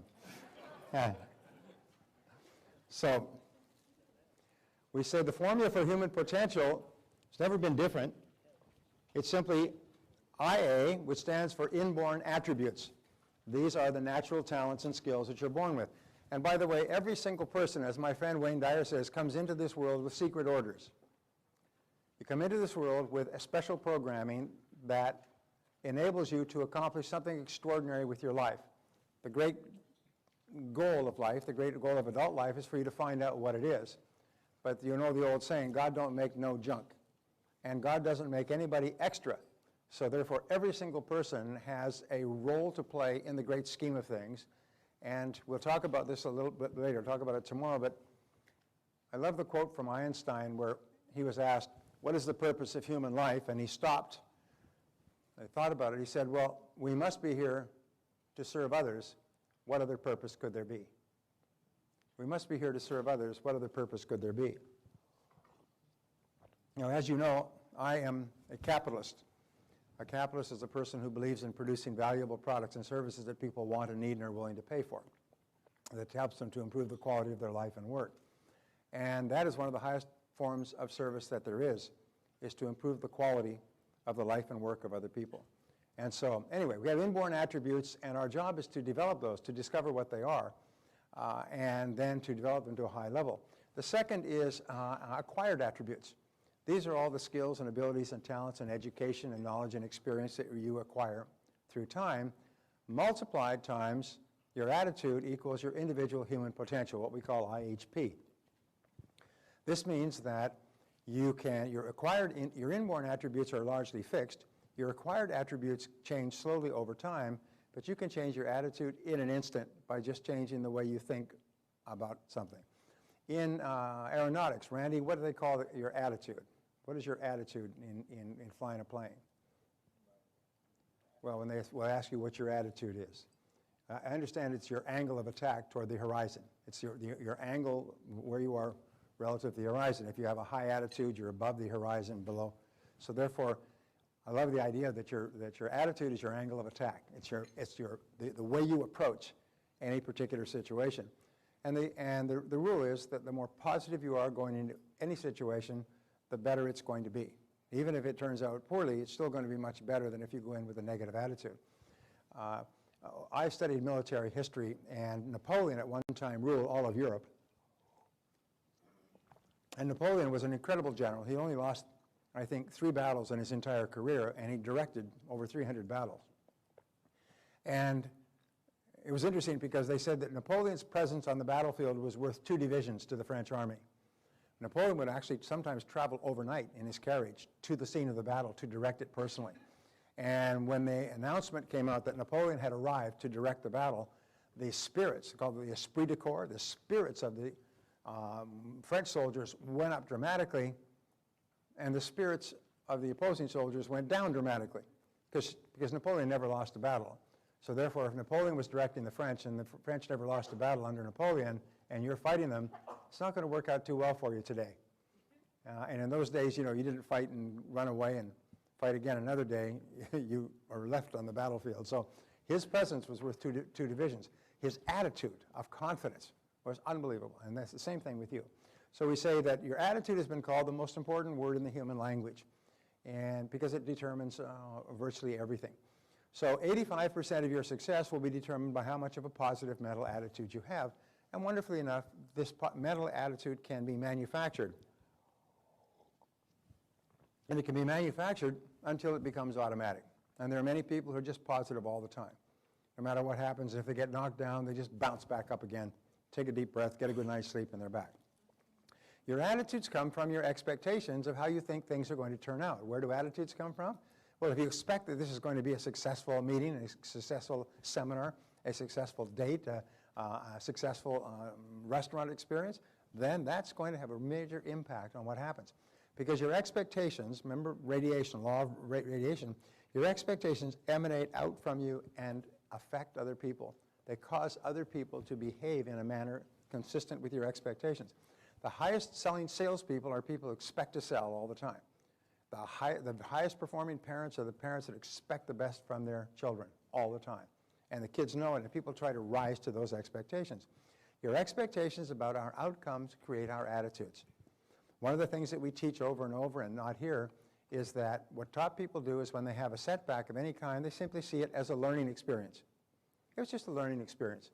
Yes, it was painful, it was expensive. They say it's an expensive learning experience, painful learning experience,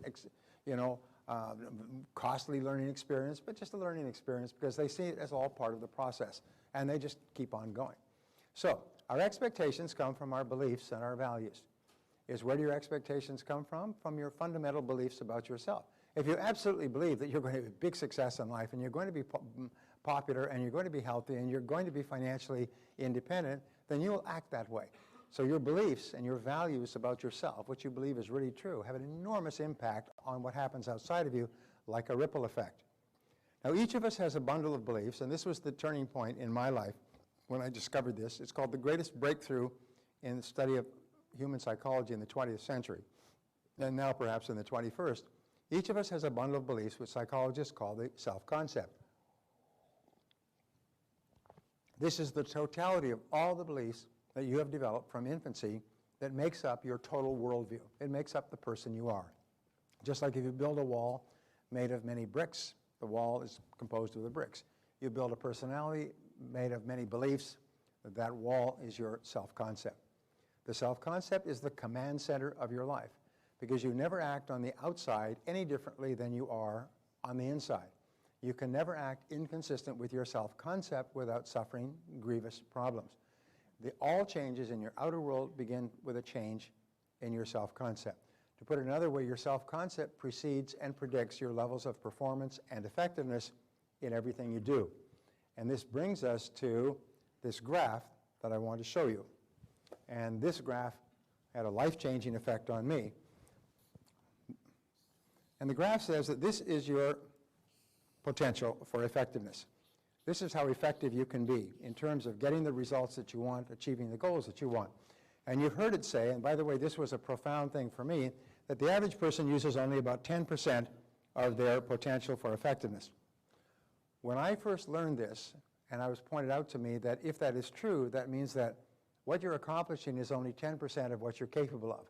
What you're earning is only 1/10 of what you're truly capable of earning, which is a shock for most people. The fact is, however, according to the Stanford Brain Institute, which has done research on this, the average person only uses about 2% of their potential. They're saving up the rest of it for some good purpose, but we don't know. But we use about 2%. And of course, the less of your potential, it's sort of like muscles. If you don't use your muscles, they become soft and they atrophy. If you don't use your brain by challenging it, by learning new things, by studying and so on, your brain becomes soft and weak, just like your muscles become soft and weak. And so what people do in an entitlement economy is they start to coast. And they say, come on and watch TV, and they go on social media, and they go to sports, and they drink, and they have fun, and they work when the boss is watching, and then they go home again, and so on. And so what happens is it goes down from 10% to 2%. They're using less and less of their potential, like an athlete's that's getting softer and softer out of competition, mentally, emotionally, and physically. So your potential for effectiveness, your self-concept, this is your, oops, let me just get this. This is your potential. This is your self-concept. And since your self-concept is limited, your potential for effectiveness is limited as well, and your self-concept is largely subjective. And what that means is that it's not made up of facts. It's made up of information that you have accepted from something as flimsy as a horoscope or a casual remark from a friend or something you read in the paper, or you took a Myers-Briggs test and came to the conclusion that this was you and it was fixed and there's nothing you could do about yourself. So it's subjective, and each of us has a series of mini self-concepts. You have a self-concept for every part of your life that you consider to be important. You have a self-concept for how you drive. For men, always very good. How you dress, how creative you are, how intelligent you are, how much you read, how much you exercise, the foods you eat, how much you weigh, how healthy you are, how popular you are, how friendly you are to other people, what kind of a child or a spouse you are, what kind of a parent you are to your children, or what kind of a child you are to your parents, and so on. We all have a self-concept of if we're in sales, there's 7 parts of sales, and we have a self-concept for each part of selling. We could have some people are great prospectors. They have very high self-concept. They just go out there and burn looking for new prospects. Others have a very low self-concept in prospecting. They feel very uncomfortable when they do it. They avoid it as much as possible. So everything is self-concept. So in your career, you can have a self-concept for each one of the critical skill areas. I know people, for example, who are wonderful in selling, but their self-concept for closing is terrible. They really feel uncomfortable, out of their comfort zone when it comes to closing the sale, and they can never ask for the order. Managers will often have a very good self-concept for leading people and terrible for hiring. They're very poor at hiring, and they do it in a cursory way, and they hire the wrong people, and so on. Now, we also have a self-concept for how much we earn. This is what got my attention and transformed my life. Is what we find is you can never earn more than 10% above or below your self-concept level of income. If you earn 10% above your self-concept, like you win a prize, you get a big check back from the IRS, you get an inheritance, or you have a particularly good week or month, if you go 10% above, you start to engage in compensating behaviors. Compensating behaviors for too much money, or you start to throw it around, you start to spend it, you start to lend it to other people, you start to give it away, you start to blow it on vacations. You ask a person, what would you do if you got $1 million in the mail overnight? Well, many people say, oh, I'd buy a new car and take a trip. I mean, the first thing they think of is how to blow the money. You know that 2/3 of lottery winners are broke within 2 to 3 years. Why? It's because the money is so far out of their self-concept range that they just go berserk. They go crazy with the money, and 2 years later, 2 to 3 years later, they're broke. If there are lottery winners who are on welfare when they won, and 3 years later they're back on welfare, and all the money's gone. They have no idea what happened to it. So now what they do, by the way, is they tell you if you win the lottery, have the money locked up in a lawyer's trust fund for a year. So you can start to get your mind around the fact that you have this money. But lock it up so that you cannot touch it for a whole year. After a year, you'll have a lot of chance to think about it. Then when you start to think about how to spend it, you'll do it better. Robin Williams has this great line. He said, cocaine is God's way of telling you you've got too much money. And that's what happens to these actors. Look at Charlie Sheen as probably the perfect example of a person who's making $1.2 million per episode. He's completely outside of his self-concept range of income, even though he's used to pretty good income, and he goes into bizarre behaviors. He behaves literally like a person who is semi-insane. So when you go way outside your comfort zone, you start to scramble to get back into your comfort zone. If you earn 10% or more below your self-concept level of income, you start to become more creative, you work longer hours, you start to think of different things you could do to get back up into that comfort zone, and this comfort zone then becomes a trap. And the greatest enemy, we'll talk about this later, the greatest enemy of success is the comfort zone, because we get into a comfort zone and we stay there. And when I learned this, I began to raise my personal income comfort zone. I found that over the time in your life, your income goes up, and you form a new comfort zone. It goes up, but you pretty much stay there. But if you really want to make a dramatic increase in your income, you have to completely see yourself at earning at a completely different level. That's why we say start off by adding a zero and just play with that idea for a while. And that's a fun idea to play with. And then you come back to reality and you say, well, what if I just increase my income 25% per year? Well, if you do that, you'll double your income in 2 years and 7 months. And then what do? Do it again, and do it again, and do it again. And the cumulative effect, as Einstein said, compound interest is the greatest force in the universe. So if you can increase your income by 25% per annum, you'll be rich. And you'll be on top of everything. And not only that, your comfort zone will adapt to 25%. That's 2% a month. You start to adapt and you start to adjust. You start to be more intelligent with your money. You start to be more thoughtful with how you deploy it, and so on. So your overall self-concept will be an average of your self-concepts in every area of your life that you consider important. If you were to ask me with regard to my ability to sing, well, my self-concept for singing is very low. I like to sing, but I've been told that if I sing, I must go away by myself where nobody can hear me. My father, when I was young, told me that I am tone deaf, and I have no ability to sing whatsoever. And so I should never be allowed to do it around other people. I still remember that, very encouraging. But your overall self-concept is your average of your self-concepts in all the areas of your life that you consider to be important, which brings us to these two concepts here, is the upper and lower limits of your self-concept form your comfort zone in each area. And our overall self-concept is an average of our individual self-concepts, which brings us to the self-concept is made of three critical parts, like three wedges of a pie, each of which is adjacent to the other. The first is your self-ideal. Now, one of the things that we know is that top people have very clear self-ideals. Your self-ideal is, in its shortest terms, your idea of what constitutes a winner, a really outstanding person. Your self-ideal is made up of all the people that you have admired in your life and that you admire today, the qualities that they have. Ayn Rand once wrote that all love is a response to values. And it's something I never forgot. She said, when you really admire another person or fall in love with them, it's because they have values that are precious to you, and they represent those values. Integrity, honesty, warmth, sincerity, caring, courage, persistence, discipline. We always look up to and admire people who we feel have the qualities that we would most like to have in ourselves. That is our ideal.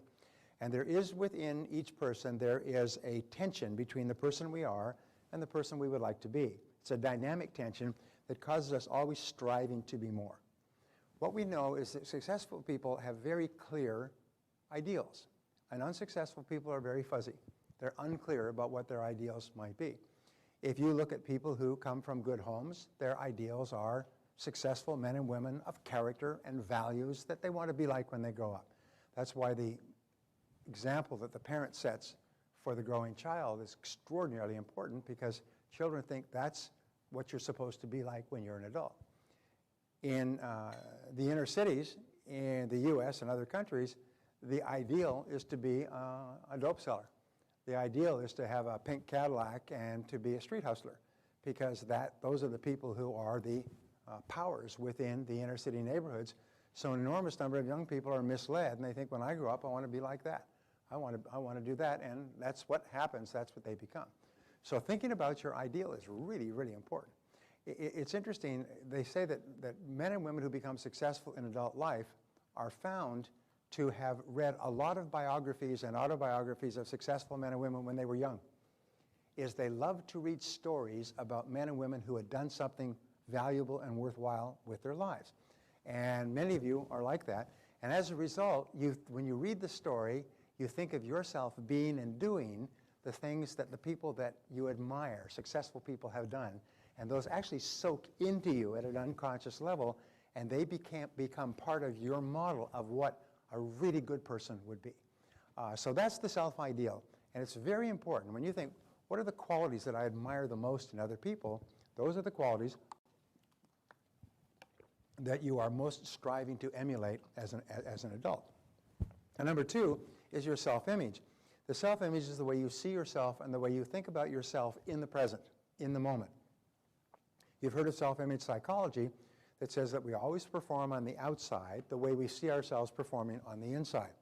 We'll talk about this, but there is no improvement in performance on the outside until you improve the picture of yourself on the inside. One of our friends, he asked me quickly if I could show him how he could be more effective in karate competitions, and I gave him a three-part way of preparing his mind, which we'll talk about later, which consists of affirmation, visualization, and physical stance. And he said he walked in totally transformed from being nervous and uneasy and unsure in competition. He won 2 silver medals the next competition. He said it was unbelievable. He said it's unbelievable the difference that making a very quick transition in your thinking makes before you go straight into competition. This, by the way, makes a powerful difference just before you go into making a sales call or applying for a job. You can bring about a very fast transition. We'll teach you that method a little bit later. But your self-image is important. All improvement in your outer world begins with improvement in your self-image. That's why if you want to be thin, they say you have to think thin.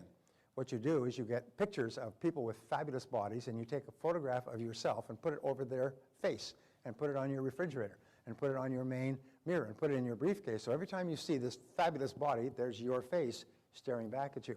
And your subconscious mind takes a photograph of it and says, aha, this is what you're supposed to look like. And your appetite starts to diminish and your appetite starts to change and you start to become more interested in healthy foods. So it's really quite amazing. We'll go into this at great depth. Your self-esteem is how you feel about yourself. And this is the most important of all discoveries. One of the great pioneers, by the way, of self-esteem psychology is Nathaniel Branden.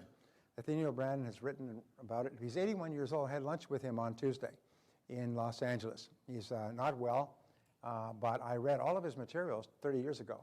And he did some of the pioneering breakthrough work on self-esteem because his conclusion is, and my conclusion even before meeting him, was that your self-esteem is the determinant of your success and happiness in life. It's the most important thing of all. The best definition of self-esteem is how much you like yourself. How much you like yourself. I had a woman come up to me recently. She said, when she heard that from me, she said, she kept trying to say, I like myself.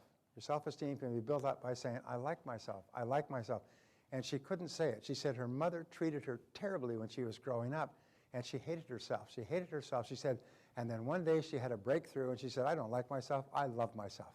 I love myself. And it was, she said it was like the sun coming up. She felt so happy, and all the old bitterness and resentment just fell away, and she just walked around just feeling happy that she loved herself. So say it. Say, I like myself. I like myself. I love myself. I love myself. Now, wonderfully enough, every time you say, I like myself, your overall self-concept goes up. As your overall self-concept goes up, your ability to perform and your levels of effectiveness in every area of your life go up as well. So the more you like yourself, the better you do in every single area. The more you like yourself, the better a salesperson you are, the better a parent you are, the better a boss you are, the better a friend you are, the better you do any skill, the better you learn, the better your memory is, the more creative, the more ideas you have. When you have high self-esteem, I call this the reactor core of your nuclear personality. When your reactor core goes off, it explodes and you become the best person you can possibly be, and you are just happy. And the more you like yourself, the more you like other people, and the more they like you back. The more you like yourself, the more you really like others. You see, people will often say, well, what about people who have too much self-esteem? No, there's no such thing. People who are arrogant or pushy or overbearing are not people with high self-esteem. They're people with low self-esteem engaging in compensatory behaviors. People with high self-esteem have basically, they're okay with themselves, and so what they do is they get out of themselves. They're no longer preoccupied with themselves. What are they thinking about me, and oh my God, did I do the right thing? They're quite happy with themselves, so they're into you, and they're able to focus on you. I don't know if you remember when we were in high school, there were kids who were always really popular, and everybody flocked around them like bees to honey. If you look back over the years, you realize those kids all had high self-esteem. They came from really positive families, and they were just really happy kids, and all the other kids wanted to be around those kids. And they were the presidents of everything, and the head of the teams, and the heads of the student body. Everybody wanted to promote those people and wanted to be like them. Because when you really like yourself, you like others, and you make others feel good about themselves. And you can achieve this by just saying, I like myself, I like myself, I like myself. We used to say, when you get up in the morning, you start saying, I like myself, I like myself, I like myself, like pumping yourself up, I like myself. And as you go through the day, say, I like myself, I like myself, I like myself. When I first learned this, I'd say it 10, 20, 50, 100 times a day. My self-esteem was so low, I used to say I was so far behind, I thought I was first. And most of us start off with low self-esteem as a result of mistakes that parents make, and we'll talk about all this. So your self-esteem is the core of your personality. It's the most important thing of all, and the more you say, I like myself, the more your self-esteem goes up. You have a major reversal or disappointment or setback, or somebody's rude or dishonest with you, say, wait a minute, I like myself, I like myself, I like myself. And when you say, I like myself, because your mind can only hold one thought at a time, the words, I like myself, cancel out all negative thoughts. You can't say, I like myself, and have a negative thought at the same time. So moving on, we say that you are born as pure potential. When a child comes into this world, they are unique and different from any other child that has ever existed. And we say every child comes into the world with a high need for love and touching, for love and touching. When your children are infants, they cry a lot. And one of the reasons that they cry as an infant is not necessarily because their diapers are wet or because they're hungry, is they're trying to find out, am I safe? Am I in a safe world? Am I in a secure world? Am I okay? And when the parent comes and picks them up and hugs them and touches them and talks to them, then they register at a deep level, I'm okay, I'm safe. The job of parents, especially in the first 3 to 5 years, is to build that solid self-concept like concrete so that the child knows that they are good and desirable and attractive and in a safe world. And that they have that, then they have no deficiency needs. My friend Morris Massey said that most adults spend most of their adult life trying to compensate for the deficiencies they experienced in childhood. If they didn't have enough love and touching, they're always seeking out the approval of other people. If they didn't have enough reassurance, they're constantly insecure as adults. Whenever you see an adult that is having problems, you see a problem that took place in the first 3 to 5 years. And almost invariably, it was a lack of love, a lack of sufficient love. A psychologist, a friend of mine, said if you take all of modern psychology, it can be summarized in this, is that all psychological problems stem back to love withheld. Love withheld at the critical formative times. So we say that every child needs love like roses need rain. They need sunshine. They need roses and rain and sunshine. And you cannot give a child too much love in their formative years. You cannot overdo it. There was some schools of thought said, well, you'll make this child dependent or you'll make the child a sissy. Au contraire, the exact opposite happens. When you lavish your children with love when they're young, they grow up strong and self-confident with high self-esteem, positive self-images. They feel terrific about themselves. Lack of love causes all the deficiencies that we see in adult life. The challenge is, if you look at the inner cities, and I just read a study on this, is that many of the mothers with multiple illegitimate children are also drinking and smoking dope, and the kids have no support, no encouragement. They have no nothing, and so they're set up for failure as adults. Another thing that's even worse is that sometimes one or both parents are so busy that they don't have time with the children. Did anybody see the King's Speech, by the way? Do you remember that really interesting part in there where he's asking him about his childhood, and they said he was the nanny. What did he call the nanny? Was a name for her. Anyway, the nanny would take care of them all day long and then bring them and present them to the parents for a short time each day in the evening and then take them away. And they said, and the nanny would always pinch him so he would cry and the parents wouldn't want to have anything to do with him. And so he grew up with this stutter and this tremendous sense of insecurity. Does anybody remember this? If you haven't seen the King's Speech, by the way, it didn't win all the Academy Awards, including Best Picture, by luck. You watched the movie, and you knew that no other movie had a chance. All the other movies were just good box office entertainment. When you watched that movie, you could not believe it. It was so good. And all of his problems with stuttering went back to love withheld in childhood. His father was a bastard. And his father, it even comes out, his father had been extremely aggressive and destructively critical toward him. So his father, the king, was extremely aggressive and critical toward him and berated him continuously. So he just had this terrible stutter. He came to becoming the King of England and almost incapable of speaking. And this King's Speech is, what a great picture. All right. Children are born with two attributes. The first attribute is they are fearless. Children come into the world totally unafraid. In fact, children only have two fears when they're born, the fear of loud noises and the fear of falling. Some parents think it's funny to drop the child, drop the child quickly, and the child screams and goes like this. They think it's funny. You can set up within the child a trauma in early childhood where the child can be afraid of falling, afraid of distances, afraid of spaces, afraid of stairs, afraid of all kinds of things by simply dropping them because they think it's funny. And of course, loud noises. Loud noises shock the child and scare the child. So you want to create an environment where those two don't happen. And this is experienced in the words, I can. I can. The words of fearlessness is I can. I can do anything.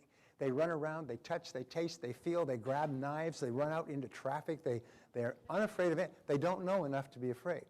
Anybody who's ever raised children knows that for the first 10 years of your life, you have to prevent them from killing themselves because they're little suicide bombers. I mean, they just don't understand the danger that exists. We have a swimming pool, and just after we'd had our first child, some friends of ours who also had a child, she was on the phone, talk, left the doors open, the little baby crawled out into the backyard and into the pool and onto the cover on the jacuzzi and crawled into the cover and of course fell, and the cover then closed over the child. Talk on the phone, talk on the phone. The child was dead 30 seconds later. And of course the family never recovered from it, the husband and wife never recovered, they eventually divorced. It was just a terrible thing because they didn't realize you don't leave children alone. Our children were not alone for 10 years. They were never out of the sight of an adult for the first 10 years because children can kill themselves. There were bars and bolts, and Barbara still has bars and bolts on the door. She doesn't want me to go out.